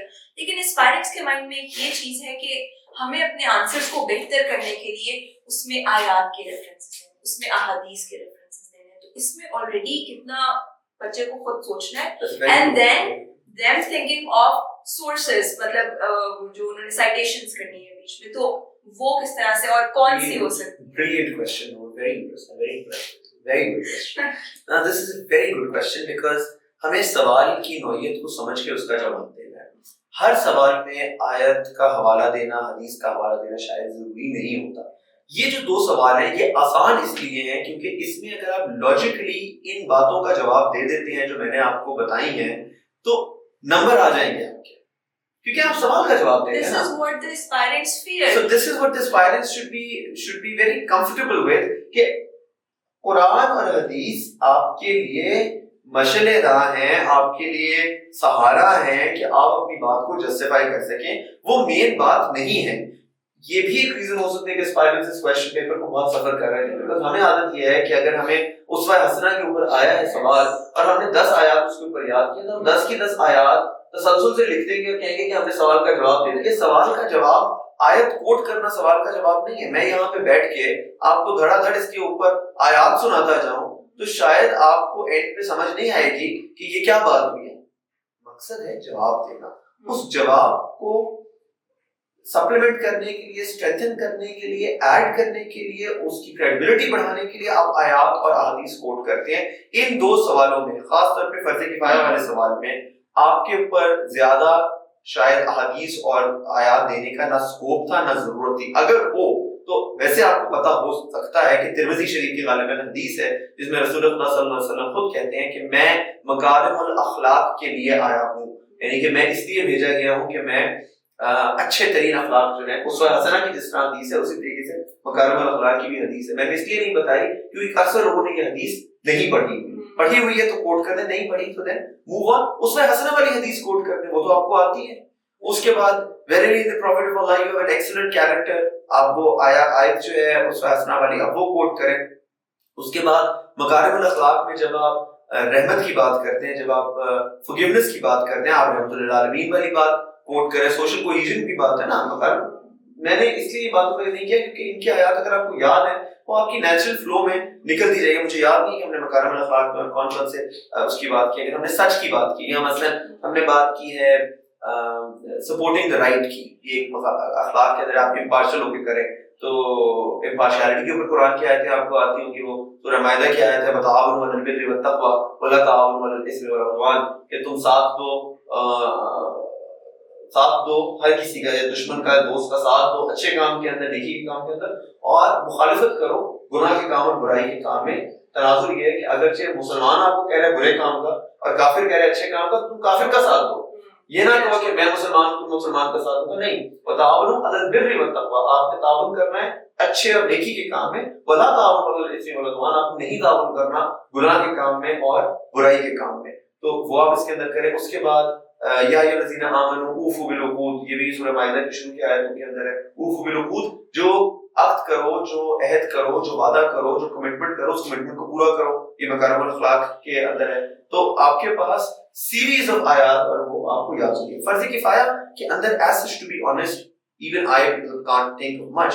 What I can think of is کہ فرض کفایہ سے ریلیٹڈ اگر آپ کو آتی ہیں آیات وہ تو ضرور کریں. کوشچن میں وہ مانگ نہیں رہا اور کوشچن میں اس کی ضرورت بھی نہیں ہے. یہ بیسکلی انڈرسٹوڈ باتیں ہیں کہ خاتون ہے تو آپ نے اس کا آنر پہچانا ہے. اگر ہم یتیم کی بات کریں, ایک بچہ گم گیا ہے تو یتیم کے بارے میں اسلام کیا کہتا ہے. I'm sure کہ آپ کو یتیم کے بارے میں جو ہے وہ کوئی نہ کوئی حدیث کوئی نہ کوئی آیت مبارکہ جو ہے وہ آتی ہوگی. رسول اللہ صلی اللہ علیہ وسلم نے کہا کہ یتیم کی کفالت کرنے والا قیامت کے دن میرے ساتھ ایسے ہوگا جیسے یہ 2 انگلیاں. تو یہ حدیث ہم نے عموماً سنی ہوتی ہے. سو آپ کے پاس اگر فرض کفایہ کی حدیث نہیں ہے تو فرض کفایہ میں جو چیز آپ ایڈ کر رہے ہیں, مثلا آپ جو جنازے کی بات کریں, جنازے کے اندر اگر دیکھیں رسول تھوڑا سا دور کا بھی آپ جوڑ لیتے ہیں, رسول خدا کی حدیث ہے کہ مہد سے لحد تک علم حاصل کرو, یعنی ماں کی گود سے لے کے قبر تک جو ہے وہ علم حاصل کرو. اب خیر وہ دور کی چیز چلی جائے گی پھر کہ آپ کس طریقے سے جو ہے جنازہ جو ہے اس حصول علم اور اس حصول دعا کے اندر شامل ہے کہ آپ کسی کا جنازہ پڑھتے ہیں تو آپ imparting a part of dua and knowledge into yourself and to the other person. But don't need to get into those philosophies. Just simply say اگر بن رہی ہے حدیث یا آیت تو آپ ضرور ڈالیں, اور اگر زبردستی ہے تو اس کو نہ ایڈ کریں. ٹھیک ہے.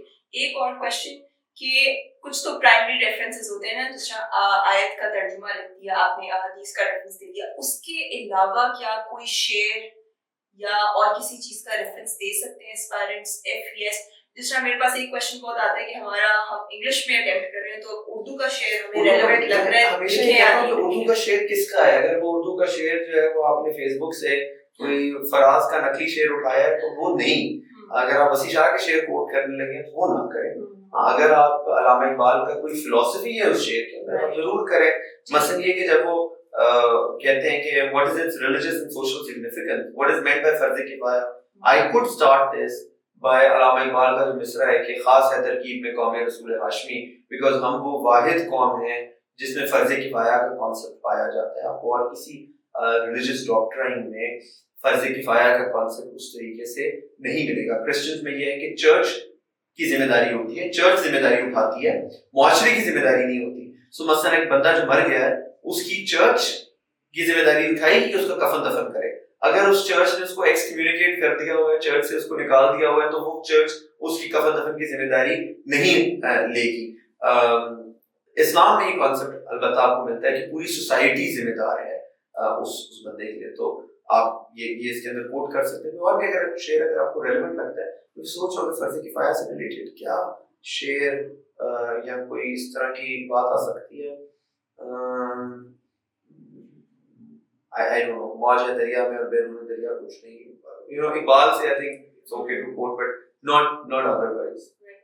یہ سچویشن آپ نے جب اٹیمپٹ دی تھی سی ایس ایس کی تو آپ کے ایگزام میں اسلامک اسٹڈیز میں ایسی کوئی کوشچن آیا تھا جس پہ you didn't had much to write, یا ریفرنسز کے اینگل سے آپ کے پاس کچھ خاص؟ So back in 2016 when I came to paper 17, things were very different. Papers were more difficult because you had to write more, you had to write an ayat, you had to write a Quranic verse. And even then I know a lot of people in my batch who wrote short answers, who did not quote the Quran, who did not quote the Hadith, who got very good marks. And they did it because they were able to answer the question. The problem is many of us are not able to answer the question. If you answer the question without the Quran and the Hadith, you'll get your marks. If you write Quran and Hadith but don't answer the question, you will not get your marks. So Quran and Hadith, I say again, is an embellishment, is an add-on.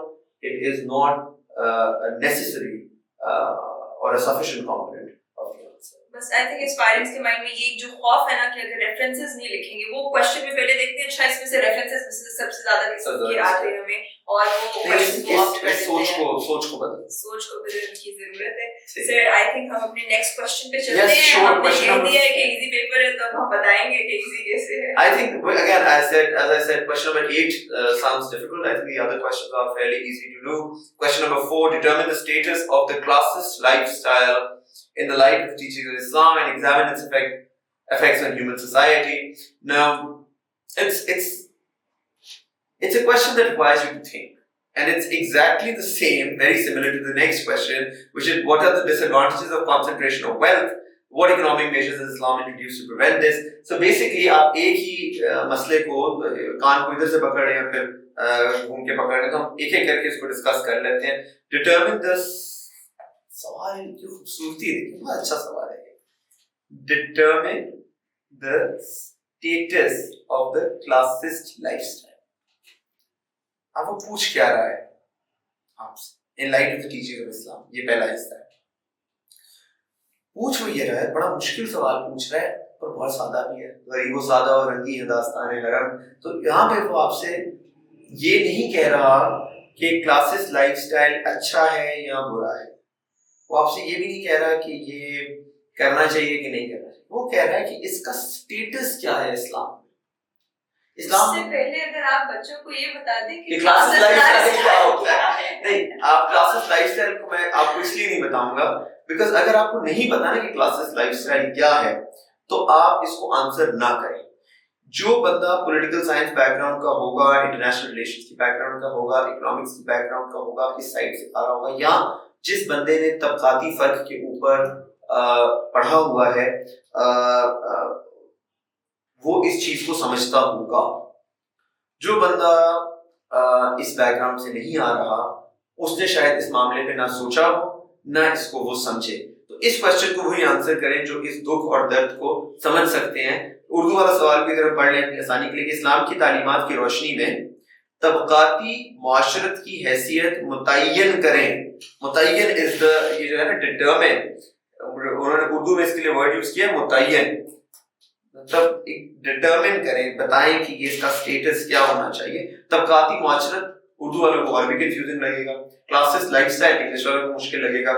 طبقاتی ادھر سے پکڑ لیں, life style ادھر سے پکڑ لیں, طبقاتی life style یعنی کہ بیسیکلی لانگ اسٹوری شارٹ طبقے کیا ہوتے ہیں, امیر غریب, کلاس کیا ہوتی ہے, high class, low class, middle class, upper middle class, lower middle class, یہ سب نے سنا ہو. So classes lifestyle is کہ جو ہمارے ہاں لوگوں کو ان کی معاشی اور معاشرتی سٹینڈنگ کے مطابق بانٹا جاتا ہے کہ جو سب سے امیر ہے وہ ہائی کلاس ہوگا, جو سب سے طاقتور ہے وہ ہائی کلاس ہوگا, جو سب سے غریب ہے وہ لو کلاس ہوگا, جو بیچ میں ہے اگر اس کے پاس پیسے کچھ ہیں پر عزت نہیں ہے تو پھر وہ اور کس کیٹیگری میں جائے گا, اگر عزت بہت زیادہ ہے پیسے نہیں ہے تو کس کیٹیگری میں جائے گا, اپر مڈل کلاس کیا ہوتا ہے, لوور مڈل کلاس کیا ہوتا ہے, خالی مڈل کلاس کیا ہوتا ہے. تو یہ classes.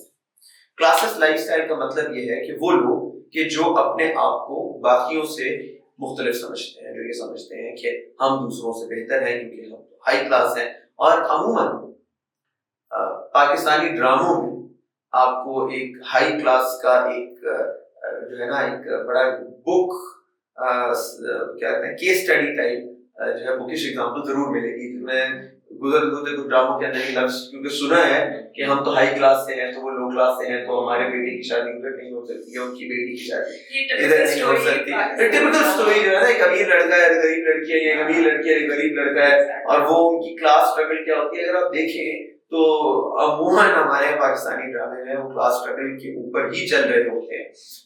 In fact now that I think about it, I think پچھلے دنوں میں نے جتنے بھی ڈراموں کے ایڈ وغیرہ دیکھے وہ سارے کلاس اسٹرگل کے اوپر, ان میں آپ کو اس کی ربط جو ہے وہ نظر آتی ہے. which is why it's important that you need to be a very well-rounded person. If your parents are watching, your mother is watching one of these dramas, don't get out, you might learn something from there. At least you learn what a class's lifestyle is and what the rich and poor are doing. میں exactly یہی چیز بولنے لگی تھی کہ اسپائرنٹس جو سن رہے ہیں ان کو تھوڑی سی موٹیویشن ہوگی کہ چلو اگر ہم ڈرامے دیکھ رہے ہیں تو سر مرتضیٰ بھی دیکھ مسئلہ نہیں یار, دیکھ لیں, میں نہیں دیکھ رہا ڈرامے, میں نہ دیکھتا ہوں نہ میں ان کے دیکھنے کو مجبور ہے دیکھنے میں. شاید ابھی recently I heard there was this one called تن من نیلو نیل, وہ میں نے اپنی وش لسٹ میں رکھا ہے کہ میں نے دیکھنا ہے کیونکہ سنا اس کی اینڈنگ was very nice. میں آپ سے نام سن رہی ہوں. اچھا, تن من نیلو نیل you should definitely watch.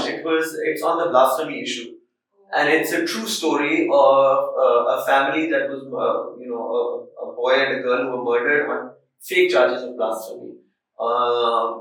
اور بڑا unpredictable end تھا اس کا. میں نے اس کو انسٹاگرام وغیرہ کے انسٹاگرام سے میں چھوڑ دیا اور میں نے ڈیلیٹ کر دیا. اس ایپ ہے ابھی سر کا آپ فالو کر سکتے ہیں. میں ہوں ابھی انسٹاگرام کے اوپر, پر انسٹاگرام کا ہر وقت مجھے ٹیگ کرتا رہتا ہے کہ آپ فلاں کانٹینٹ ریموو کر رہے ہیں, فلاں کانٹینٹ ریموو کر رہے ہیں, آپ فلسطین پہ بات کریں تو ہم ریموو کر دیں گے, آپ امام حسین پہ بات کریں تو ہم ریموو کر دیں گے, آپ اگر شیعہ سنی اتحاد پہ بات کریں, اسلامی کسی ٹاپک پہ بات کریں, ہم ریموو کر دیں گے. مجھے لگتا ہے کہ وہ ریموو کرنے والی چیزیں شاید ریموو نہیں کرتے اور جو اچھی باتیں ہوتی ہیں ان کو وہ ریموو کر دیتے ہیں. But that's a discussion for another time. But do definitely watch that. Otherwise, there's this friend of mine, Momin Ali Munshi, he does this Galaxy Lollywood program in which he gives you summaries of all the drama, so you can, आपके notes बन जाएंगे. हम उनको tag कर देंगे. Tag कर देना, moment को tag कर देना इसके ऊपर. Galaxy Nollywood, great, very very entertaining. But anyway, coming back, so classes lifestyle is तबकाती फर्क, high society, low society, और इनके बीच में बढ़ती हुई gulf.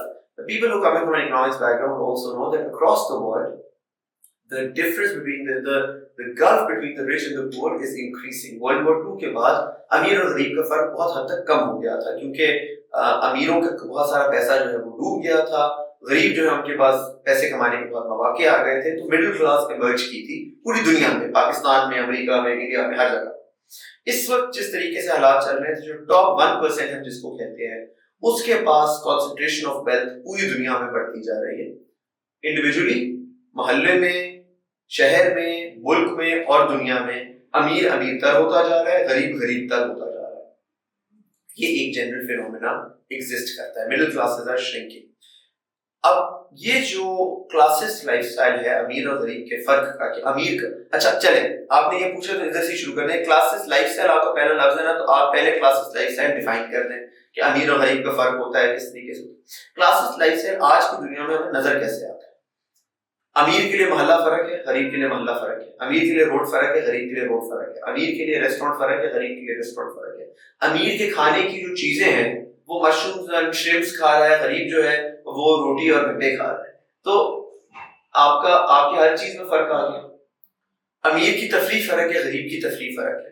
पाकिस्तान जैसा मुल्क है जहाँ पे अमीर जो है उसके पास तो जाने के लिए, एक्सरसाइज करने के लिए जगह भी है, वहाँ पे गरीब बंदा अगर पार्क में जाना चाहता है तो वही दिन के 4-5-6 पार्क हैं जिनमें भी आपको कुछ पार्क में टिकट देके जाना पड़ता है, कुछ फ्री पार्क्स हैं। और अगर वो पार्क उसके लिए मुफ्त भी है तो उसके घर से वो पार्क कितना दूर है? क्या एक गरीब आदमी ये अफोर्ड करता है कि वो रोज 100-200 रुपए किराया खर्च के पार्क में जाए और 100-200 रुपए किराया खर्च करके पार्क से वापस आए? नहीं।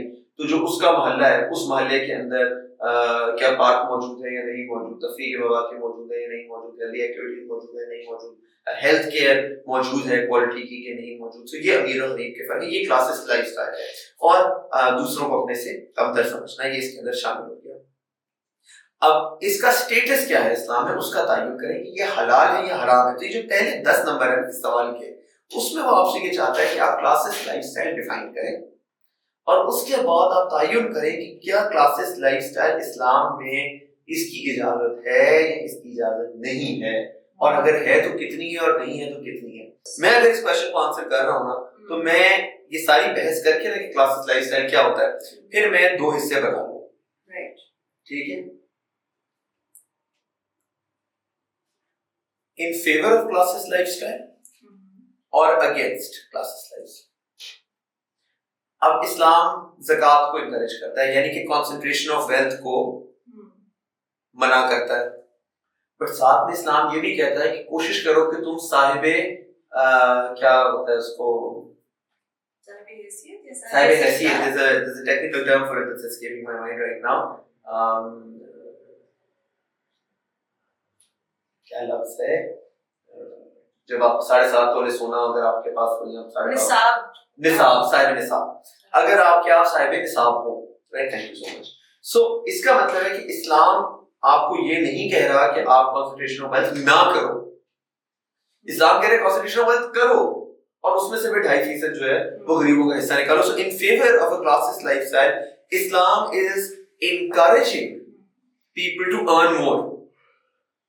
And we have earned more, and we have multiple examples where Rasulullah encouraged tijarat, encouraged trade, encouraged people to become sahib haysiyat, become sahib nisab. So Islam is not against the rich. Islam does not create a communist society where everybody is equal. Islam creates a meritocratic society where everybody has equal opportunity, everybody is equal before the law, but people are allowed to become richer. People are allowed to wear good clothes.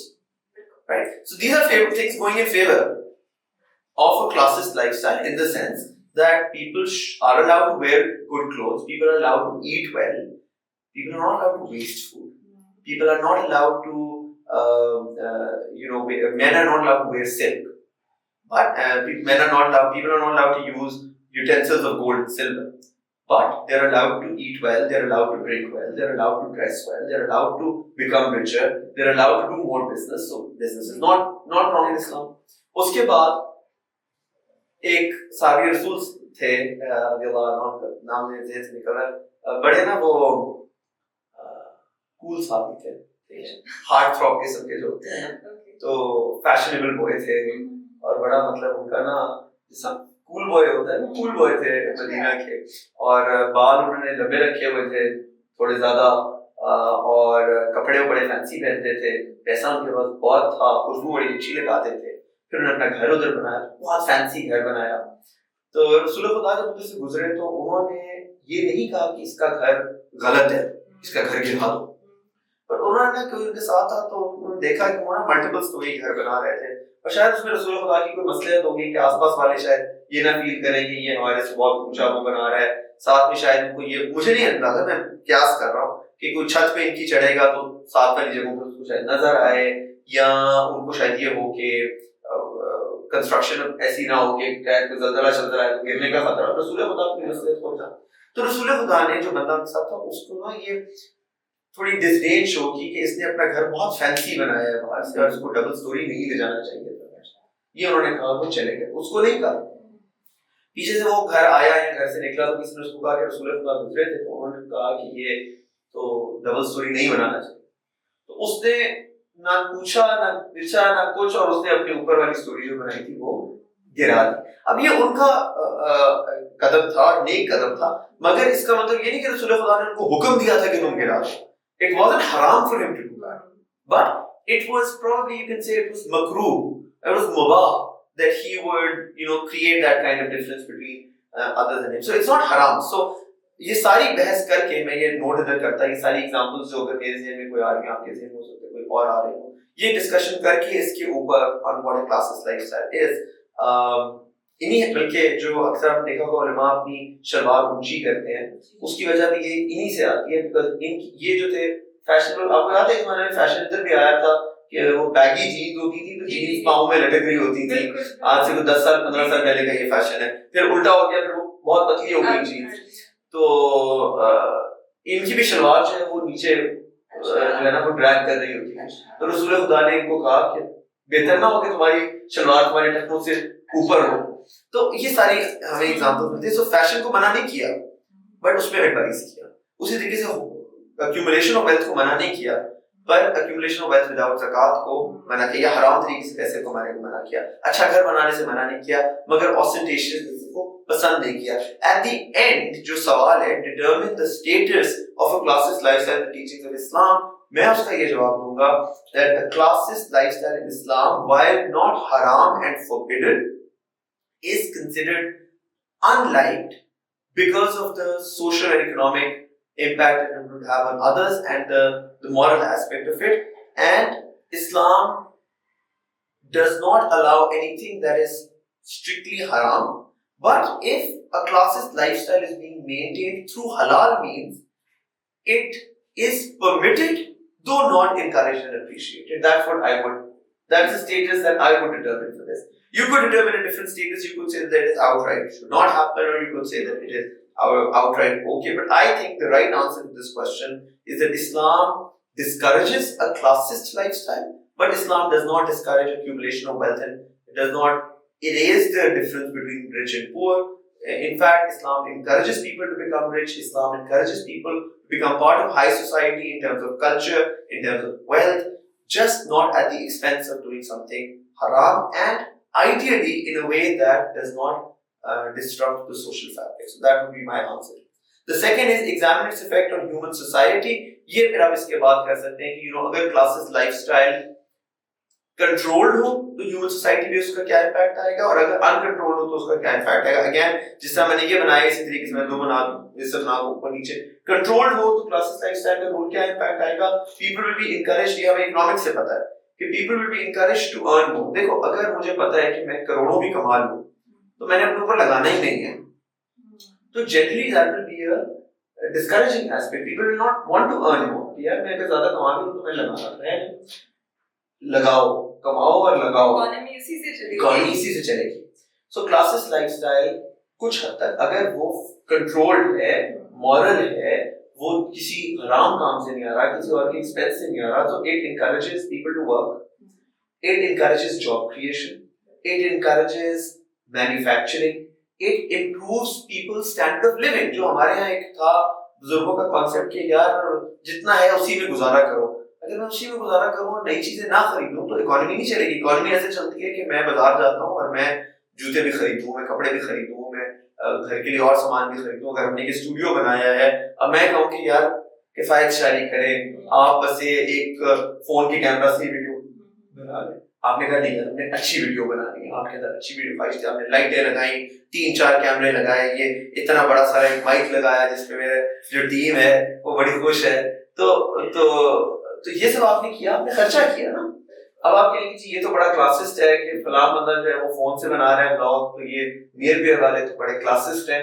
تو بھائی نہیں, class is some thing that's good, class is some thing that's been encouraged. اور آپ گندی video بنائیں گے تو بچے بھی نہیں دیکھیں گے, وہ کہیں گے مس نہیں. اور اس کے اوپر کمنٹس کیا ہے, آپ کی آڈیو ٹھیک نہیں ہے, آپ کی آڈیو ٹھیک نہیں, انشاءاللہ آئی ہوپ اس پوڈ کاسٹ میں ہماری آڈیو ٹھیک ہوگی. So wear good clothes, wear nice clothes, smell nice, اچھی خوشبو لگائیں, اچھی گھڑی پہنیں, اچھا تیار ہوں, اپنا اچھے گھر میں رہیں, اچھی زندگی گزاریں, چیزیں خریدیں تاکہ برانڈز خریدیں, برانڈز کے اوپر جو خریدیں آپ, مطلب وہ آپ کی مرضی کا, whatever you want to buy, whatever you're comfortable buying. I don't buy from brands generally, but if you want to do that, you should do that. Islam will not say کہ آپ نے فلاں برانڈ سے چیز خریدی ہے تو وہ حرام ہے. Islam would say that you go out, shop, تجارت. لیکن اسلام میں control. اسراف نہ کریں, خرچی نہ. So controlled spending, controlled accumulation of wealth within rules and morals and principles is encouraged. Classism is encouraged. ایک desire to be high society is encouraged.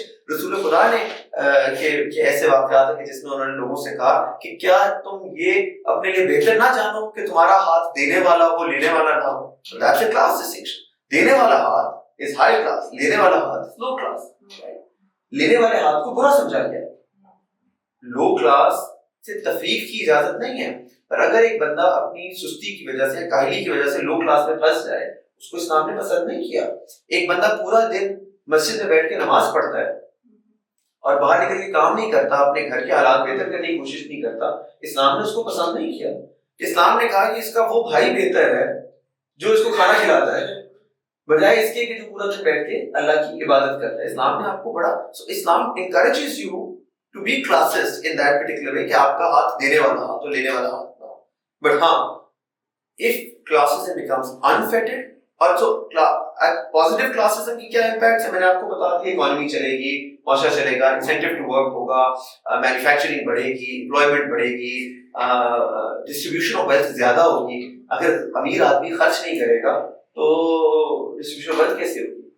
آپ کی اکانومی کا پہیہ چلتا ہے کہ جب امیر آدمی گھر بناتا ہے, فیکٹری بناتا ہے, چیزیں بناتا ہے, وہ فیکٹری, وہ چیزیں کہیں سے آتی ہیں نا, وہ کون بناتا ہے, وہی بناتا ہے. امپلائمنٹ کریٹ ہوتی ہے. بیڈ پارٹ کیا ہے کلاس سوسائٹی کا؟ بیڈ پارٹ یہ ہے کہ اگر اس میں ضیاء ہو, ضیاء کی اسلام اجازت نہیں دیتا. اگر آپ نے کھانا ہے, آپ کیویئر کھائیں, شرمپس کھائیں, جو مرضی کھائیں, پر آپ اتنا کھائیں جتنی آپ کو ضرورت ہے. ویسٹ کی کوئی پرہیز نہیں ہونا چاہیے. آپ نے کپڑے دینے, آپ جتنی مرضی لیں, پر ہاں اگر آپ یہ کر, اور کپڑا آپ نے ایک دفعہ, میں کہتا ہوں آپ 1000 جوڑا لیں, آپ ایک دفعہ پہنے اور اس کے بعد آپ اس کو, آپ کا نہیں دل چاہ رہا, آپ دے دیں کسی اور کو. آپ اگر 2000 جوڑے بناتے ہیں اور ان کو الماری کے اندر اسٹیک کرتے جاتے ہیں جب تک کہ وہ خراب نہیں ہو جاتے, یہ اسراف ہے, یہ ضیاء ہے, اس کی اجازت نہیں ہے. اگر آپ اپنے امیر ہونے کی وجہ سے کسی دوسرے کو کمتر سمجھنا شروع کر دیں, اس کی انسانی ویلیو آپ کے نزدیک کم ہو جائے, آپ اس سے تمیز سے بات نہ کریں کیونکہ آپ ہائی کلاس ہو گئے اور وہ لو کلاس ہے, اس کی اسلام میں کوئی اجازت نہیں. تمیز, علامہ اقبال کے نام نے بھی شعر کی بات کی, علامہ کہتے ہیں کہ تمیز بندہ و آقا فساد آدمیت ہے, حذر ہے چیر دستان, سخت ہے فطرت کی تعزیر ہے. کہ اگر کسی معاشرے میں امیر اور غریب کے بیچ میں آپ اس طرح کا فرق کریں گے کہ امیر کے لیے انصاف فرق ہے, غریب کے لیے انصاف فرق ہے, امیر کے لیے اخلاق فرق ہے, غریب کے لیے اخلاق فرق ہے. ایک بندہ آپ کے پاس چل کے آتا ہے, اگر آپ کو لگتا ہے یہ ہائی کلاس ہے, آپ اس کو فرق ٹریٹمنٹ دیتے ہیں, لو کلاس ہے, آپ اس کو فرق ٹریٹمنٹ دیتے ہیں, وہ معاشرے میں آپ ایونچولی کوئی نہ کوئی تباہی ضرور دیکھیں گے. اور اسلام بھی اس کی اجازت نہیں دیتا. As a civil servant, if somebody comes to my office in a Rolls Royce and somebody comes to my office on a cycle, I cannot differentiate and distinguish morally between their problems. I cannot decide in favor of the rich guy only because he is rich. ठीक है. In fact, अगर वो bias मेरे अंदर आ रहा है, that is a negative classism. So ये चीजें, I think that would answer this question. This is a tough question, no doubt about that, because इसमें again सोचना पड़ रहा है. अब मैं अगर होता तो मैं इसको attempt शायद ना करता. सर हम जल्दी से next question पे चलते हैं. Next question हमारा जल्दी, हाँ next हमारा बहुत जल्दी इसलिए हो जाएगा because next हमारा पिछले वाले question का ही एक और फॉर्म है. उर्दू में मैं इसको पढ़ के आपको सुना देता हूँ. कि दौलत की इर्तिकाज़ के मफासिद क्या हैं, इस्लाम को इसको रोकने के लिए किन मुआशी इक़दामात को मुतारिफ कराया है इस्लाम ने इसके. अब ये उर्दू में मुझे भी नहीं समझ आया. मेरी उर्दू इतनी बुरी नहीं है, मेरी उर्दू इतनी बुरी नहीं है, मगर ये मुझे भी नहीं समझ आया कि इर्तिकाज़ के मफासिद जो है, ये मुश्किल लफ्ज़ है. मैं सोच सकता हूँ कि मफासिद जो है वो फसाद के लफ्ज़ से आता है कि प्रॉब्लम्स होगा इसका मतलब, और इर्तिकाज़ इज प्रोबेबली accumulate करना, जमा करना. बट इंग्लिश वाली हम इसकी वर्जन देख लेते हैं. English version is that what are the disadvantages of concentration of wealth, what economic measures has Islam introduced to prevent this.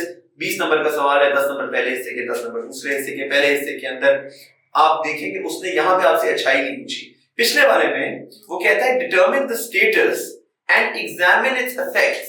जब उसने जनरल बात किया तो अच्छा भी करे और बुरा भी करे, जैसे कि मैंने आपके साथ उसकी अच्छाई भी की और उसकी बुराई भी की. अगर कोई इस सवाल में क्वेश्चन 4 में सिर्फ बुराई करेगा तो उसको नंबर पूरे नहीं मिलेंगे. अगर वो सिर्फ ये कहता है कि हराम है, मना है, नहीं होना चाहिए, तो वो एक बड़ा एस्पेक्ट जो पॉजिटिव एस्पेक्ट है हमारत का उसको भूल रहा है. दूसरे सवाल में वो सिर्फ डिसएडवांटेजेस की बात करें, इसकी अच्छाइयां बताने नहीं बैठता, इसमें सिर्फ बुराई बतानी है. What are the disadvantages of the concentration of wealth. Concentration of wealth move एक नेगेटिव टर्म ही समझी जाती है. Earning wealth is not a negative term, becoming rich is not a negative term, but concentration of wealth is a negative term. इसको आप individual में भी ले जा सकते हैं, सोसाइटी में भी ले जा सकते हैं, आलमी तौर पे भी ले जा सकते हैं. वही बात है 1% वाली जो मैंने की कि दुनिया का 1% जो अमीर तरीन तबका है वो अमीर तरीन होता जा रहा है, जो गरीब तबका है वो गरीब तर होता जा रहा है. और what are the disadvantages of concentration of wealth. पहले आप डिफाइन कर दें कंसंट्रेशन ऑफ वेल्थ क्या है, इर्तिकाज़े क्या है, इर्तिकाज़ के मफासिद क्या है. सो कंसंट्रेशन ऑफ वेल्थ इज कि जब मुआशरे में अमीर जो है वो अमीर से अमीर तर होता जाए, क्योंकि अमीर के पास कारोबार के मौके हैं, अमीर के पास ज़मीन की मलकियत है, अमीर के पास पैसे कमाने के मुख्तलिफ तरीके हैं, अमीर के पास ये मोनोपोली है कि वो चैलेंज कर, वो अपनी मनपसंद कीमत जो है वो चार्ज कर सकता है. गरीब की मजबूरी है कि उसने तो अनाज खाना है, उसने तो कपड़ा पहनना है, उसने तो किसी जगह पर अपना सर छुपाना है. तो गरीब जो है वो रेंट देते देते, वो किराए भरते भरते, वो महंगी चीज खरीदते खरीदते गरीब से गरीब तर होता जाता है. और उसको जब तनख्वाह देने की बारी आती है तो अमीर अपनी मनपसंद तनख्वाह उसको देता है, जिस वजह से गरीब वक्त के साथ साथ गरीब तर होता जाता है और अमीर वक्त के साथ साथ अमीर तर होता जाता है. ये है कंसंट्रेशन ऑफ वेल्थ.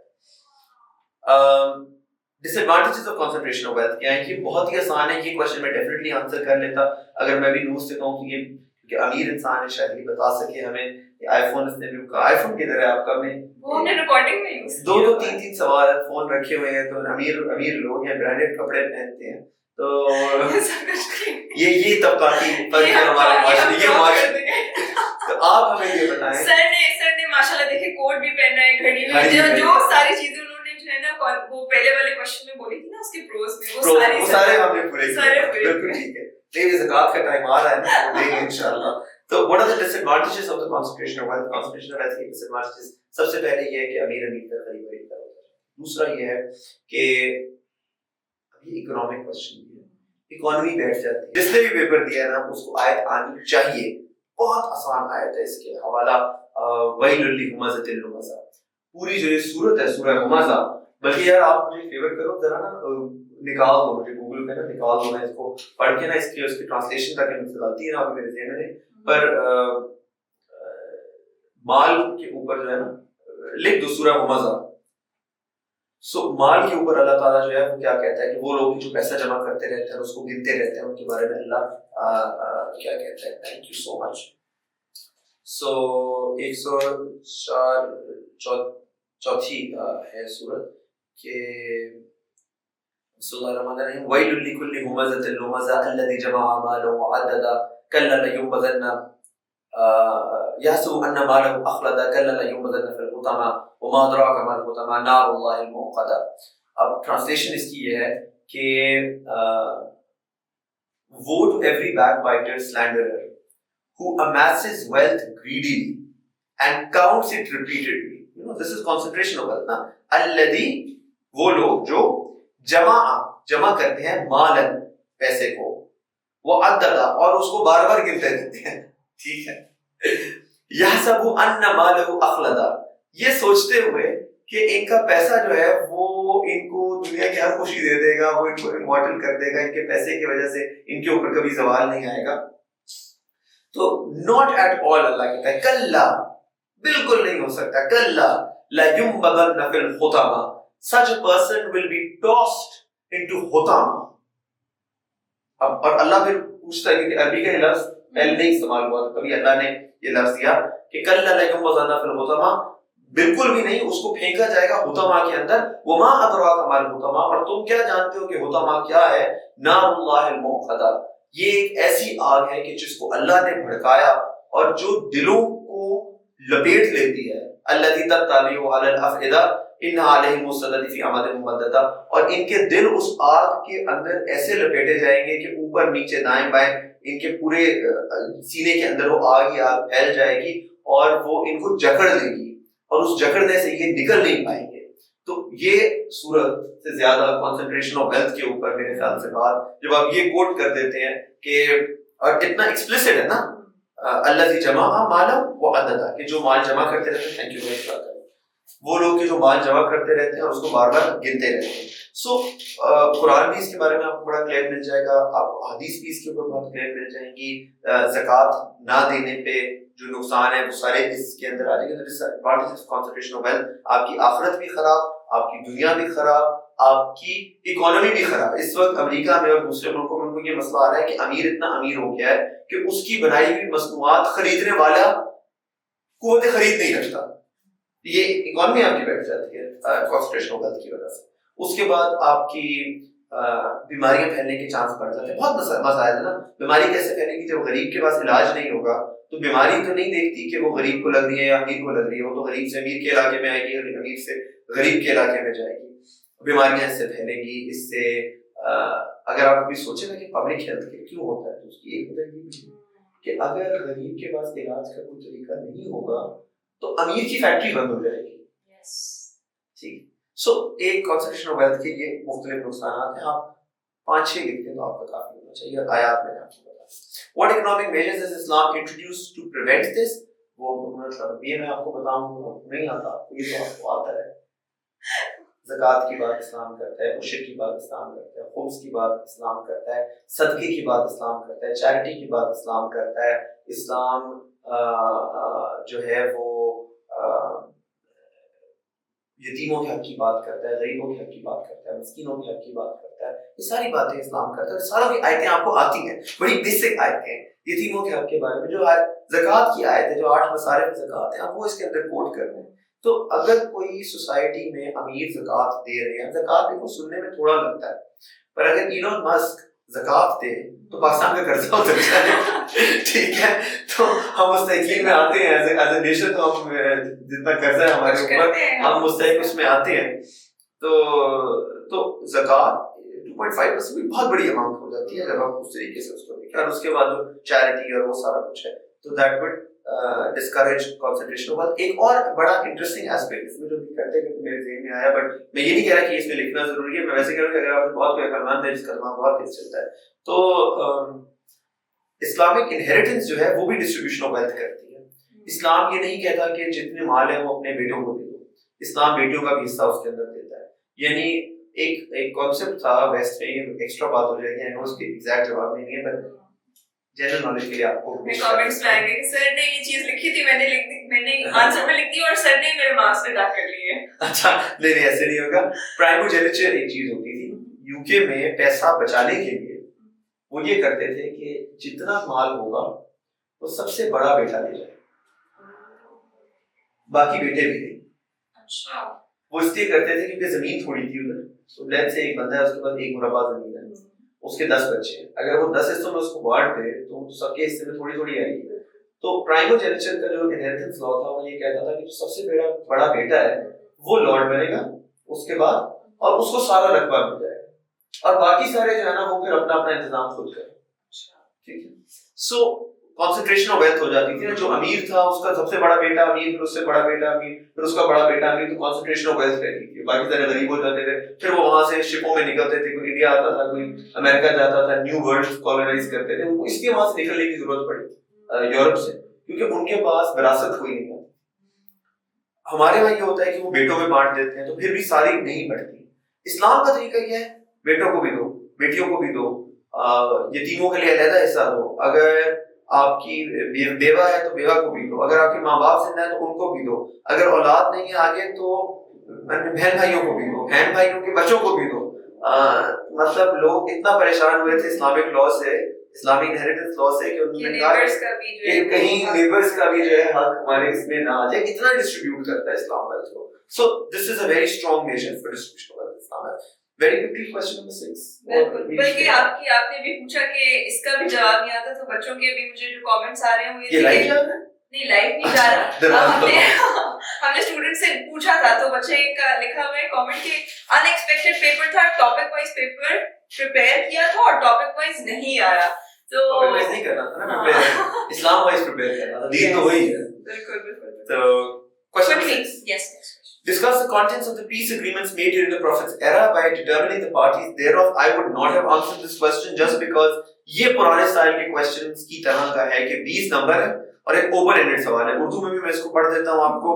یہ کہتے ہیں کہ عہد نبوی صلی اللہ علیہ وسلم میں قیام امن کے لیے جو معاہدات ہوئے, ایک فریقین کا تعین کرتے ہوئے ان کے مندرجات کو زیر بحث لائے. اب سارے معاہدوں کی بات نہیں ہو رہی ہے. معاہدے تو اور بھی ہوئے. معاہدہ تو آپ کا نجاشی کے ساتھ بھی ہوا, معاہدہ آپ کا مختلف قبائل کے ساتھ ہوئے, آپ کا معاہدہ ان کے ساتھ ہوا, کس کے ساتھ آپ کا معاہدہ ہوا ہے؟ ایجپٹ والوں کو لیٹر لکھا تھا, ان سے شاید معاہدہ نہیں ہوا تھا. اب یہاں پہ بڑا پرٹیکولر ہے کہ امن کے لیے جو معاہدے کیے گئے. اب آپ دیکھیں کہ جنگ کب تھی اور کس امن کے لیے معاہدے کیے گئے. میرے ذہن میں اس میں 2-3 ایگزامپلز آ رہی ہیں. میں اسی لیے سوال کو خود آنسر نہ کرتا, میں کوئی تیاری کر کے نہیں آیا. یہ جتنی بات ہم نے اس لیکچر میں کی ہے, یہ ان کی شرط یہ تھی کہ ہم آپ کو اسی وقت پیپر دیں گے اور آپ نے ایسے اس کو حل کرنا ہے کہ جیسے آپ پہلی دفعہ پیپر دیکھ رہے ہیں, which is true. میں نے ایک کوسچن پہلے نہیں دیکھا. سو پہلا آپ کا جو مجھے ٹریٹی اس میں یاد آ رہی ہے, جب رسول خدا صلی اللہ علیہ وسلم مدینہ گئے تو انہوں نے چارٹر آف مدینہ بنایا. چارٹر آف مدینہ آپ سب نے پڑھا ہوا ہے. چارٹر آف مدینہ بنایا تھا کہ مسلمان اور یہودی ایک دوسرے کے ساتھ امن میں رہ سکیں. چارٹر آف مدینہ کی شرطیں کیا ہیں, اس میں 8-10 باتیں کیا ہیں. یہودی اور مسلمان ایک امت ہوں گے, یہودیوں کے اوپر ان کا لا لاگو ہوگا, مسلمانوں پر ان کا لا لاگو ہوگا. آپس میں اگر ان کا کوئی ڈس ایگریمنٹ ہوتا ہے تو اس کے لیے آربیٹریشن میکینزم کیا ہوگا. رسول خدا جو ہے انہوں نے الٹیمیٹ اتھارٹی اس کے اندر مانا. So long story short, charter of Madina آپ سب نے پڑھا ہوا ہے, ہر کتاب کے اندر لکھا ہوا ہے. That is the first part. دوسرا, جب مسلمان نکلے ہیں وہاں سے, بدر کے ٹائم پہ ان کا کوئی معاہدہ نہیں تھا, احد کے ٹائم پہ ان کا کوئی معاہدہ نہیں تھا, احزاب کے ٹائم پہ بھی ان کا کوئی معاہدہ نہیں تھا. اس کے بعد جب یہ گئے ہیں عمرے کے لیے, اس وقت صلح حدیبیہ ہوئی ہے. صلح حدیبیہ, بیعت رضوان, کیا وہ بیعت رضوان لوگوں نے پڑھی ہوئی ہے, آپ کی کتابوں میں موجود ہے. صلح حدیبیہ آپ نے پڑھی ہوئی ہے, آپ کی کتابوں میں موجود ہے. اس کی شرائط جو مسلمانوں کے لیے ہوئی تھی وہ آپ کو پتہ ہے. اس کو قرآن نے فتح مبین کہا, آپ کو پتہ ہے. حضرت عمر نے اس کے اوپر آبجیکٹ کیا, پتہ ہے. رسول خدا نے کہا کہ نہیں, یہ اللہ کی طرف سے ہمارے لیے نعمت آئی ہے. اس کے بعد آیت ہے کہ یہ فتح مبین ہے. امن کو اللہ تعالیٰ نے فتح مبین قرار دیا. صلح حدیبیہ کے بعد مسلمان واپس چلے گئے. صلح حدیبیہ کے بعد مسلمانوں کو بڑی سخت کنڈیشنز پوری بھی کرنی پڑی, پر انہوں نے وہ کی. سو یہ آ گئے آپ کے پیس ایگریمنٹس. اور اس کے بعد صلح حدیبیہ جب ٹوٹی ہے, یہ مکہ پہ انہوں نے حملہ کیا ہے, مکہ کانکر کیا ہے. اس کے بعد تیسری باؤٹ آف پیس ایگریمنٹس ہوا ہے کہ جب مسلمانوں نے اپنے ایمبیسیز بھیجے ہیں بحرین میں, یمن میں, اور یمن بھیجے ہیں, بحرین بھیجے ہیں, باقی ہوئے ہیں. مگر انہوں نے کوشچن ہمارے لیے ایزی کر دیا ہے by seeing this very interesting thing. prophet's era sallallahu alaihi wasallam. So آپ نے عمر حضرت ابوبکر کے دور کے معاہدوں پہ نہیں جانا, آپ نے صرف پروفٹ کی ایرا پہ رک جانا ہے, جو کہ میرے خیال سے مینلی ہمارے دو ہی ہیں, صلح حدیبیہ ہے اور چارٹر المدینہ, اور دونوں ہر کتاب کے اندر موجود ہیں, دونوں آپ نے پڑھے ہونے چاہیے, ان دونوں کو یہاں پہ آپ کرتے ہیں. پارٹیز ڈیٹرمن کرنا کہ ضروری ہے کہ آپ کو مطلب اس نے ایکسٹرا کہہ دیا کہ آپ لکھ دیں اور آپ کے نمبر مفت میں آ جائیں گے. تو چارٹر المدینہ میں the parties on one side it was the Muslims of Medina and on the other side it was the three Jewish tribes of Medina, Banu Qurayza, بنو نذیر اور بنو قینقاع. میرے خیال سے یہ تین ان کے نام ہیں, یہ اپنے ہسٹری کے اندر پڑھا ہوگا. یہ تین یہودیوں کے قبیلے تھے, ان کے ساتھ مسلمانوں نے چارٹر المدینہ جو تھا وہ کیا تھا. جب آپ صلح حدیبیہ پہ آتے ہیں تو وہ تھا قریش مکہ اور مسلمانوں کے بیچ میں, اور کچھ ٹرائب ان کی سائڈ پہ تھے, کچھ ٹرائب آپ کی سائڈ پہ تھے.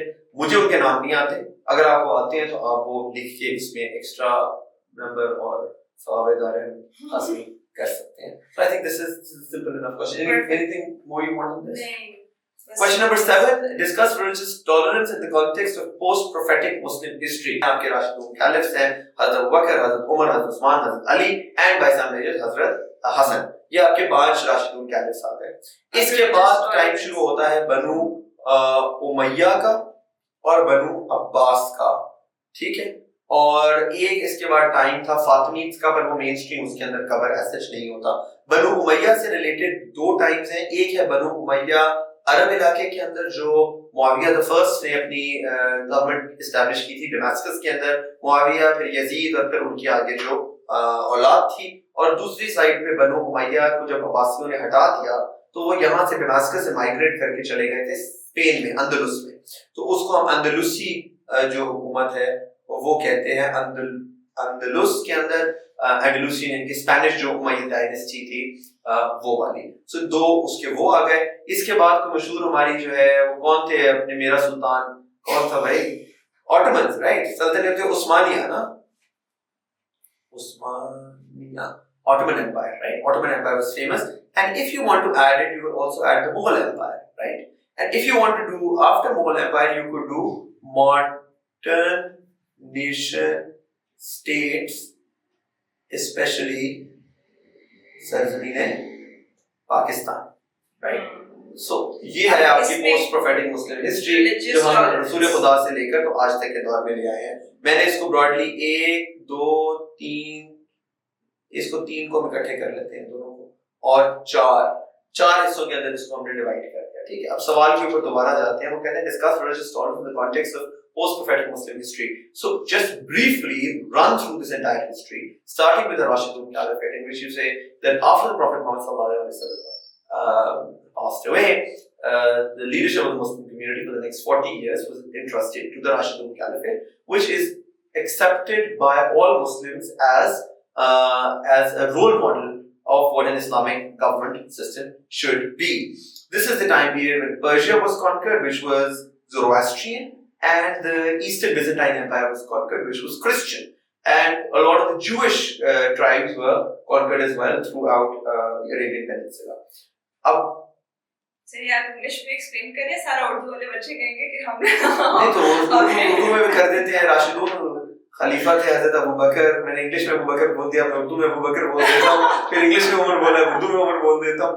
اس کے بعد کیا ہوا کہ یہ 4 حصوں میں نے ڈیوائڈ کر دیا. اگر آپ خلفائے راشدین سے شروع کریں تو خلفائے راشدین کا دور جو ہے وہ مانا جاتا ہے کہ اسلام کا بہترین دور تھا.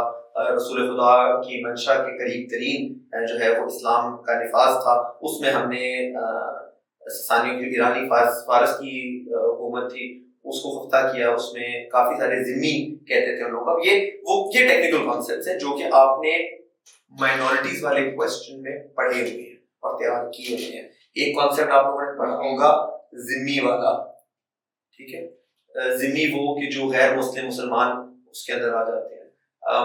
اسلام والے مسلمان جو تھے اس نے کبھی کسی کو فورس کنورٹ نہیں کیا, ہمیشہ کو آپشن دی جاتی تھی کہ آپ مسلمان ہو جائیں یا آپ ہمارے ساتھ امن کا معاہدہ کر لیں, ہماری سپرنٹینڈنس کو ایکسیپٹ کر لیں, مگر آپ اپنا سسٹم علیحدہ چلاتے رہیں, یا پھر آپ ہمارے ساتھ جنگ کریں.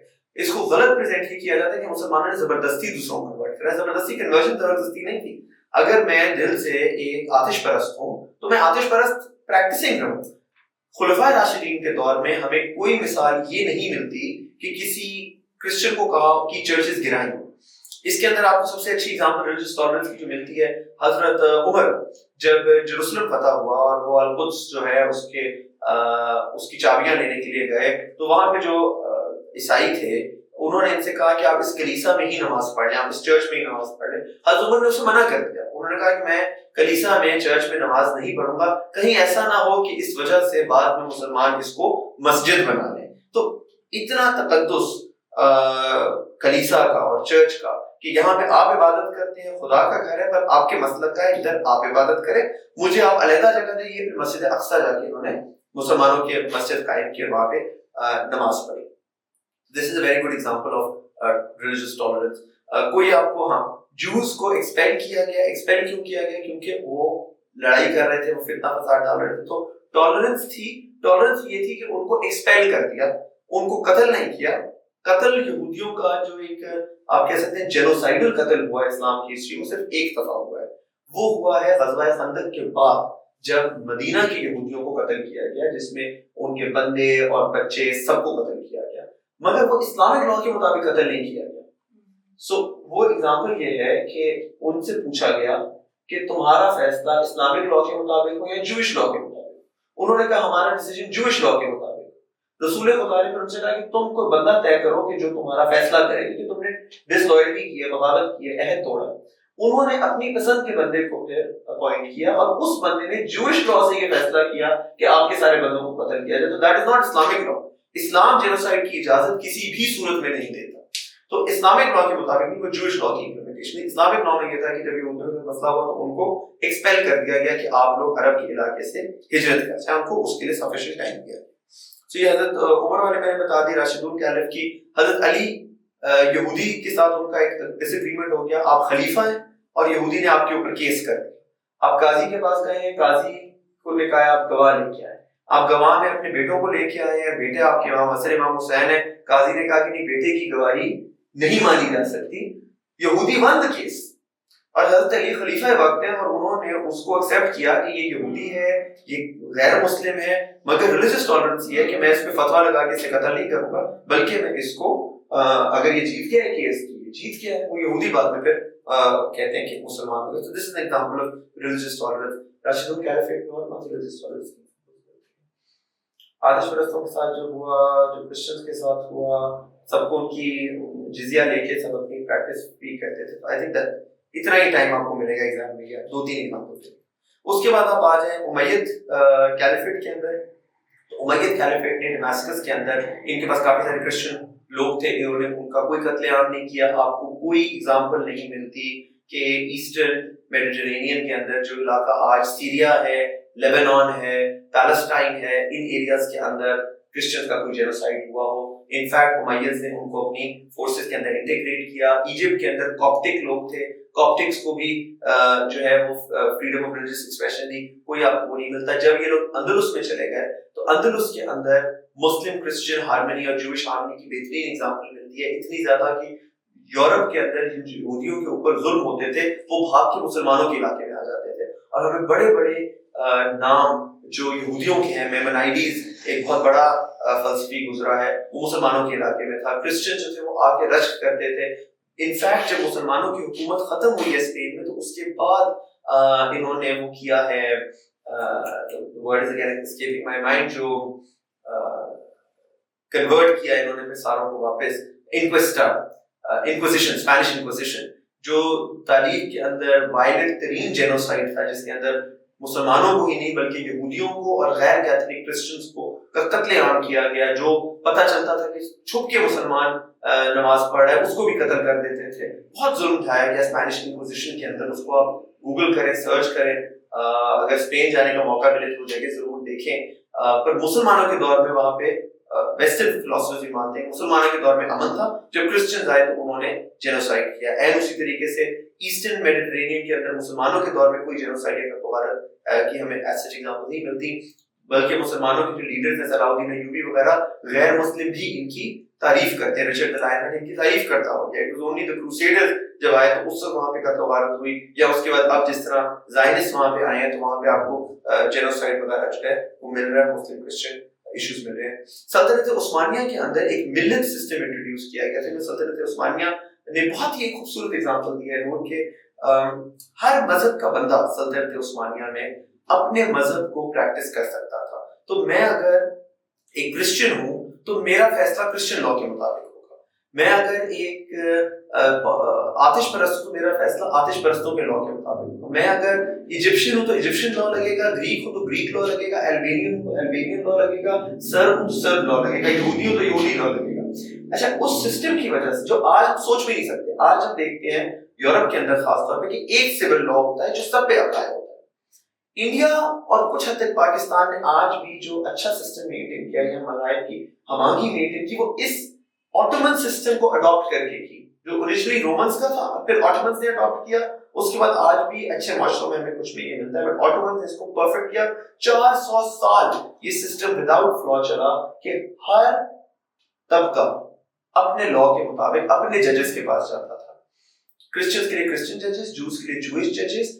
یہ نہیں کہ ان کے بعد انہوں نے اسلامک شریعہ کے مطابق چلنا. کوئی اگر آپ عہد کرتے تھے کسی کے ساتھ, کوئی معاہدہ کرتے تھے کسی کے ساتھ, تو اس میں لکھا جاتا تھا کہ اس معاہدے کے لیے اگر کوئی ڈس ایگریمنٹ ہو تو فلاں جج کے پاس یہ معاملہ جائے گا. سو یہ ایک بڑی اچھی چیز. مغلوں کے اندر اگر ہم جائیں تو سارے فیسٹیولز منائے جاتے تھے, سارے لوگوں کو ان کے رائٹ دیے جاتے تھے. انڈیا میں ایسا نہیں ہوا کہ ہندوازم جو ہے اس کو بالکل ہی ختم کر دیا گیا, اور جس طرح اسپین کے اندر جب کرسچنز واپس آئے تو انہوں نے اسلام کو وائپ آؤٹ کر دیا. آپ کو انڈیا میں یہ نہیں ملے گا کہ مسلمانوں کی حکومت آئی تو انہوں نے ہندوؤں کو وائپ آؤٹ کر دیا, یا آٹومن ٹرکی میں آپ کو یہ نہیں ملے گا کہ مسلمانوں کی حکومت تھی تو انہوں نے گریکس کو بالکل ہی وائپ آؤٹ کر دیا. تو یہ آپ کو لاسٹ جب ماڈرن اسٹیٹ میں آتے ہیں, پاکستان میں قائد اعظم نے کہا you are free to go to your mosques and temples. So this is an entire history of tolerance in Islam, and بہت بھی اس کے اوپر وہ چلی گئی ہے. But I hope that it suffices. اگر آپ ہسٹری کے شوقین ہیں تو یہ سوال آپ کے بہت اچھا ہے. اگر آپ کو ہسٹری نہیں آتی تو آپ الٹے بھی لٹک جائیں تو آپ اس سارے کو اٹیمپٹ نہیں کر سکتے. This is one of the 4 questions that I would not have answered. Moving on to the last question, and I want to keep this very brief because this is the most difficult question in this paper. This is a question very کہہ رہا ہوں پڑھا, مختلف بھی ہے, مشکل بھی ہے. اس میں وہ کہہ رہا ہے what views are found in today's Muslim circles about Western civilization. مغربی تہذیب کے بارے میں مسلمانوں کے کیا ویوز ہیں آج کے جو متدرک حلقے ہیں مسلمانوں کے. بہت مشکل سوال ہے کیونکہ مسلمانوں کے تو 20 حلقے ہیں, کس حلقے کی بات ہو رہی ہے ہمیں نہیں پتا. جنیرکلی آپ اس سوال کو کر سکتے ہیں کہ Muslim circles can be divided broadly into 2 categories. I would say Shia and سنی کر لیں. اگر آپ شیعہ مسلم سرکلز کی بات کریں تو اس میں 2 ویو پوائنٹس ہی ہیں ویسٹرن سویلائزیشن کے بارے میں. بلکہ نہیں, ایکچولی آئی تھنک ایک ہی ویو پوائنٹ آئے گا. ایک آپ کا ہے جس کو ہم ایرانین ویو کہتے ہیں, ایک ہے جس کو ہم عراقی ویو کہتے ہیں, یا ایرانین ویو کو ہم قمی ویو یا آیت اللہ کا ویو بھی کہتے ہیں. خمینی کا جو ویو تھا, شریعتی کا جو ویو تھا. عراقی ویو جو ہے وہ سیستانی صاحب کا جو ویو ہے, یا کوفک ویو جس کو کہتے ہیں. ایرانین ویو جو ہے وہ ویسٹرن سویلائزیشن کے بارے میں یہ ہے کہ western civilisation is an evil civilisation جس کے خلاف ہمیں تیاری کرنی چاہیے اور اپنی مقابلے کے اوپر ایک سویلائزیشن بنانی چاہیے جو ویسٹرن سویلائزیشن کا مقابلہ کر سکے. عراقی ویو جو ہے یا کوفی ویو یا سیستانی ویو جس کو کہہ سکتے ہیں, وہ یہ ہے کہ ویسٹرن سویلائزیشن از اے سویلائزیشن جو ہماری سویلائزیشن سے مختلف ہے. ہمیں کچھ بھی نہیں کرنا چاہیے, ہمیں اس سویلائزیشن سے اپنے آپ کو بچانا چاہیے. اپنے بچوں کو اس کی تعلیم نہیں دینی چاہیے, اپنے بچوں کو ہمیں اپنے دین کی تعلیم دینی چاہیے, اور انتظار کرنا چاہیے کہ امام مہدی کا جب ظہور ہوگا تو وہ آ کے ویسٹرن سویلائزیشن کو کامبیٹ کریں گے. یہ 2 مین اسٹریم شیعہ ویو. جب آپ سنی ویوز میں آتے ہیں تو سنی ویوز میں you get a whole spectrum, and I would write it that way that in Sunni circles you have a whole spectrum going from extremely liberal to extremely conservative. In the extreme conservative category, we have names such as ISIS, the Taliban. On a slightly more moderate view, we have the DLP in Pakistan, Allama Khadim Rizvi, جن کا view western civilisation کے لیے hostile ہے کہ western civilisation کو ہمیں discourage کرنا چاہیے, ویسٹرن سویلائزیشن سے ہمیں کٹ آف کرنا چاہیے جہاں پہ ضرورت پڑے. ویسٹرن سویلائزیشن کے خلاف ہمارا ایک اسٹرگل ہونی چاہیے. آپ طالبان کو آئسس وغیرہ کو دیکھتے ہو کہ وہ اس کو کرتے ہیں, بٹ آئسس کو ہم mainstream Muslim circle count نہیں کرتے, طالبان کو ہم mainstream Muslim circle count نہیں کرتے. These are fringe views. یہ لفظ آپ ضرور کہہ سکتے ہیں کہ فار رائٹ پہ وی ہیو فرنج ویوز, کہ جو ایک مائنورٹی کے ہیں, جو مائنورٹی اسکالرلی ریفرنسز سے شاید اٹریٹڈ نہیں ہے. دوسری سائڈ پہ we have extremely liberal ulama as well. We have Ghamidi sahab, to some extent we have Tahir al-Qadri sahab, Nasr, Hussain Nasr, a lot of Western Muslim scholars جو یہ کہتے ہیں کہ ہمیں ویسٹ کے ساتھ کو ایگزسٹ کرنا چاہیے, ہمیں ویسٹ کی اچھی چیزیں جو ہیں ان کو اڈاپٹ کرنا چاہیے, western language, western knowledge, western science کے علاوہ western culture in a lot of ways, اور ہمیں ایک کو ایگزسٹنس کرنی چاہیے. Mainstream Muslim thought lies somewhere in the middle, اور اس کے اندر آپ مختلف فلاسفرز کو کوٹ کر سکتے ہیں. مولانا مودودی کا کیا ویو ہے, علامہ اقبال کا کیا ویو ہے, آپ کا آج کل کے اگر آپ ایک لسٹ بنا لیں اپنے بڑے علماء کی, you have Zakir Naik, you have Deoband کا جو مدرسہ ہے اس کا کیا ویو ہے, بہت بڑا مدرسہ ہے. بریلی کا مدرسہ ہے, اس کا کیا ویو ہے. سعودی جو علماء ہیں ان کا کیا ویو ہے. اگر آپ ماڈرن ویوز میں علی شریعتی ایک ایرانین اسکالر تھے, ان کا کیا ویو ہے. تقی عثمانی صاحب کا کیا ویو ہے. تو آج کل کیا مختلف اسکالرس کا ویو اس کے اندر دے سکتے ہیں. اور میرے خیال سے جنرل کنسنسس یہ ہوگا کہ ہمیں ویسٹ سے ہمیں اسلام ورسز ویسٹ ڈیبیٹ نہیں کرنی چاہیے, کیونکہ Islam is not something that is a civilization. Islam is universal. Western ہوتے ہوئے بھی مسلمان ہو سکتے ہیں, ایسٹرن ہوتے ہوئے بھی مسلمان ہو سکتے ہیں. اسلام کا مقابلہ ویسٹ شاید ایک ڈیبیٹ نہیں ہونی چاہیے. اسلام از یونیورسل. ہاں, اسلامک ویلیوز جہاں ماڈرن ویسٹرن ویلیوز سے کانفلکٹ کرتی ہیں وہاں پہ ہم اسلامک ویلیو کو ترجیح دیتے ہیں. یعنی کہ ہم لبرلزم کے نام کے اوپر جینڈر فلوئڈٹی کو اس طریقے سے اسلام ریکگنائز نہیں کرتا. ہم فریڈم آف ایکسپریشن کو ہم مان سکتے ہیں, بٹ فریڈم آف ایکسپریشن جو ہے وہ بلاسفیمس نہیں ہونا چاہیے. ہم انسان کی اپنی باڈی کے اوپر فریڈم کو ایکسیپٹ کرتے ہیں, پر ہم اللہ کی سپرنٹینڈنس آن آور باڈی کو زیادہ ترجیح دیتے ہیں. بٹ اسینشلی دیکھا جائے تو میں اگر اس کو کروں آنسر اس کوشچن کو, I don't know how to, you've taught me how to phrase this, but I think I need to learn again. Yeah, میں اگر اس کو کروں تو میں آپ کو ایک بڑا اس کا مزے کا طریقہ بتا دیتا ہوں, اور یہ ایک ٹول آپ اس کے علاوہ بھی کسی اور سوال میں فیوچر میں یوز کر سکتے ہیں, کہ آپ ایک وین ڈائیگرام بنائیں. سو a Venn diagram would then say کہ جی there is Western civilization and then there is Islam. Where Islam and Western civilization interact, جو چیزیں ہمیں ابدار مشترک ہیں, جو ہمارے اندر common values ہیں. مثلا Islam believes in freedom of expression, West believes in freedom of expression. Islam believes that people should la ikraha fi din, freedom of religious choice. West believes in freedom of religious choice. Islam believes that women should be empowered. West believes that women should be empowered. Islam believes that people should be allowed to do their trade freely. West believes that people should be allowed to do their trade freely. Islam believes in peace and prosperity and progress and coexistence and good values. West believes in peace and progress and compassion and good values. So whatever we are similar, اللہ تعالیٰ قرآن میں کہتا ہے کہ آؤ اس بارے میں بات شروع کریں جو تمہارے اور ہمارے بیچ میں قدرے مشترک ہیں. تو آپ بات شروع, یہ آیت بھی لکھی کہ we start from values that are common between you and us, بیننا و بینکم, جو ہماری بات اور تمہاری بات یکجا ہے, اس سے آپ شروع کریں کہ اسلام اور ویسٹ میں کامن کیا ہے, اور مسلم سرکلز میں بھی یہ چیز جو ہائی لائٹ کی جائے. اب آپ آ جائیں کہ وہ چیزیں جو ہمارے بیچ میں کامن نہیں ہیں وہ کیا ہے. ہمارے بیچ میں یہ چیز کامن نہیں ہے کہ اسلام کیا کامن نہیں ہے. اسلام کہتا ہے کہ یہ سوال میں نہ اٹیمپٹ کروں, اسی لیے نہ اٹیمپٹ کروں, کچھ بھی کر لوں, یہ سوال نہ اٹیمپٹ کروں. مگر اب ایک اور چیز دیکھو کہ سوال میں وہ کہہ رہے ہیں what views are found in Muslim circles about Western, identify and analyze them. So شاید اپنا فلسفہ دینے کی اس میں اتنی گنجائش ہوگی نا, آپ 10-15 ویوز اسٹیٹ کر لیں, liberal view, militant view, conservative view, modern conservative view, traditional conservative view. جیسے کچھ مدرسے ہیں, دیوبند کا مدرسہ ہوگا, وہ کہے گا جی آپ سائنسز کو انگیج کریں مگر اپنے اس میں رہتے ہوئے. وہ کہتے ہیں کہ لباس بھی مغربی آپ ترک کر دیں.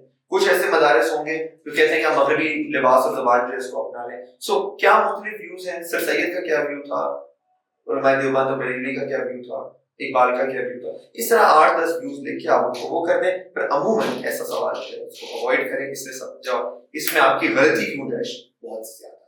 I've been speaking for a constant of about 2.5 hours now. Yeah, so I think I deserve a break. بالکل and I think we are also done with the conversation. بہت سارے جو ہیں وہ ہم نے انفیکٹ سارے کوشچنس ہم آلریڈی ڈسکس کر چکے ہیں. اور آئی تھنک کہ شروع میں جو ہم نے کہا تھا کہ بہت آسان پیپر تھا, جیسے جیسے ہم تھوڑا نیچے آتے گئے ہیں میں بچوں سے ایگری کروں گی کہ اتنا آسان ویسے پیپر نہیں تھا. اور بہت ساری چیزیں ایسی تھی جو کہ اسٹوڈنٹس کو سوچنا پڑتا. ابھی یہ یہاں پہ آئی ڈونٹ تھنک کہ یہاں پہ کوئی بھی چیز لاسٹ کوشچن میں ایسی ہے جو کہ اسٹوڈنٹ سے پہلے پڑھی ہوئی ہو, بکش نالج, انٹل اینڈ انلیس انہوں نے خود ان کو کتابیں پڑھنے کا شوق ہے, خود ان کو ریسرچ کرنے کا شوق ہے. تو I think F P S C جو ہے وہ تھوڑا سا شفٹ کر رہا ہے, لائک بالکل بیسک, مطلب وہ آپ سے نہیں پوچھا کہ بھائی زکوٰۃ کی آپ مجھے بتا دیں کہ کس کس کو دینی چاہیے زکوٰۃ. وہ آپ سے اس کی تھوڑی سی انالیسس, آپ کی انڈرسٹینڈنگ ضرور ڈیمانڈ کر رہا ہے. Just one last thing. G. One thing that I think FPSC wants us to do is to apply ایسے کے پیپر, اسلامیات کے پیپر میں apply knowledge from other subjects. تو باقی کلسٹر یہ بنانے کا سوچ رہے ہیں. اگر آپ کے کلسٹر میں اکنامکس ہے, آپ نے اکنامکس پڑھی ہے, تو آپ یہ نہ کریں کہ اسلامک کے پیپر میں اسلام ہوگا اور اکنامکس کے پیپر میں اکنامکس ہوگی. نہیں, اسلامیات کے پیپر میں اسلام بھی ہوگا, اکنامکس بھی ہوگی, اسلام بھی ہوگا, پولیٹیکل سائنس بھی ہوگی, اسلام بھی ہوگا اور سوشیولوجی بھی ہوگی. اسی طریقے سے انگلش ایسے کا جو پیپر ہے وہ انگریزی کا پیپر نہیں ہے. اس میں اقتصادیات بھی ہے, اس میں جغرافیہ بھی ہے, اس میں پولیٹیکل سائنس بھی ہے, اس میں لا بھی ہے, اس میں ساری چیزیں. آپ کو کہیں سے کوئی علم, کرنٹ افیئرس بھی ہے, کہیں سے کوئی علم آپ کے پاس ہے تو آپ اس کے اندر اپلائی کر سکتے ہیں. آئی تھنک جس طرح سے بچے کرنٹ افیئرس کی تیاری کرتے ہیں نا, لائک نیوز پیپر سے مل رہا ہے, جہاں سے بھی آپ کو انفارمیشن مل رہی ہے آپ اپنے نوٹس میں ایڈ کرتے جاتے ہیں. پاکستان افیئرس اور کرنٹ افیئرس تھوڑا سا اوور لیپنگ بھی ہوتے ہیں. اسی طرح سے آئی بلیو کہ اسلامک اسٹڈیز کی تیاری بچوں کو اس لینس سے کرنے کی ضرورت ہے. So my last question from you. There's one more? Yeah, the last one. Okay. 2026 aspirants کو اب Islamic, looking at this paper, اور اسٹوڈنٹس کے جو میرے پاس فیڈ بیک اور رسپانس آیا کہ بھئی یہ بہت بڑا ڈیزاسٹر تھا اور ایف پی ایس سی بہت مشکل سوال ہم سے پوچھ رہا ہے. تو 2026 اسپائرنٹس اپنے آپ کو ابھی سے اس طرح سے کیسے ٹرین کریں کہ انشاءاللہ جب وہ ایگزام میں بیٹھیں تو وہ اس سارے طرح کے سوالوں کو, مطلب وہ کیونکہ ہم نے 4 نہیں 5 سوال سالو کرنے کا دل کر رہے ہیں. جو بھی چیز آپ پڑھتے ہو, جو بھی چیز آپ دیکھتے ہو, جو بھی ٹرم آپ کے سامنے سے گزرتی ہے, اس کے اندر تھوڑا ڈوبو, تھوڑا سا اس کو سمجھو, اس کو ریئل لائف میں اپلائی کرو. جو بھی ٹرم آپ کے پاس ہے, کسی نالج کو غیر ضروری سمجھ کے ریجیکٹ مت کرو. ٹھیک ہے, فوکس آن دا فیکٹ کہ اگر آپ کے سامنے کوئی چیز آئے گی جو سلیبس کا پارٹ نہیں لگ رہی مگر انٹرسٹنگ ہے, ضرور اس کے بارے میں ڈسکشن کرو, اپنے ہم سے ڈسکشن کر لو, دوستوں سے ڈسکشن کر لو کہ یہ کیا ہے, یہ کدھر اپلائی کرتے ہیں. جو بھی چیز سیکھو اس کو ریئل لائف ورلڈ میں اپلائی ضرور کرو. اسلامیات at the end of the day اسلام وہی ہے, اسلامیات کی ویلیوز وہی ہیں. صرف یہ کہ آپ اگر کوئی چیز پڑھتے ہو, کوئی چیز سنتے ہو, اس کو ریئل لائف میں اپلائی کیسے کرنا ہے یہ آنا چاہیے. ہمیں یہ نہیں پتا ہونا چاہیے کہ سچ بولنا ہے, ہمیں یہ پتا ہونا چاہیے کہ سچ بولنے کے فائدے کیا ہیں, سچ بولنا ضروری کیوں ہے, ہمیں امانت داری رکھنی ہے پھر کیوں رکھنی ہے دنیا میں. اور وہی پرانا طریقہ ہی چل رہا ہے ایک طریقے سے کہ انڈیویجول, کمیونٹی, سوسائٹی, ورلڈ, ہر لیول پہ دیکھو کہ اسلام کے اس اصول کو ہم اس کے اوپر اپلائی کریں تو کیا بنے گا, اس پہ اپلائی کریں تو کیا بنے گا, اس پہ اپلائی کریں کیا بنے گا. اور ایک بڑا مزے کا ٹول نوٹ اس کے لیے یہ ہوتا ہے کہ اگر اسلام کی یہ چیز ہم نہ کریں تو کیا ہوگا. اگر ہم زکوٰۃ دیں گے تو کیا ہوگا, معاشرہ کیسا ہوگا, اگر زکوٰۃ نہیں دیں گے تو معاشرہ کیسا ہوگا. یہی چیز چینج ہو کے بن جاتی ہے کہ کنسنٹریشن آف ویلتھ ہوگی تو کیا ہوگا, یعنی کہ زکوٰۃ نہیں دے رہے, وہی چیزیں ہیں نا, رزلٹ تو وہی ہے. زکوٰۃ نہ دینے کا اور کنسنٹریشن آف ویلتھ کرنے کا رزلٹ ایک ہی ہے, لفظ بدل رہے ہیں.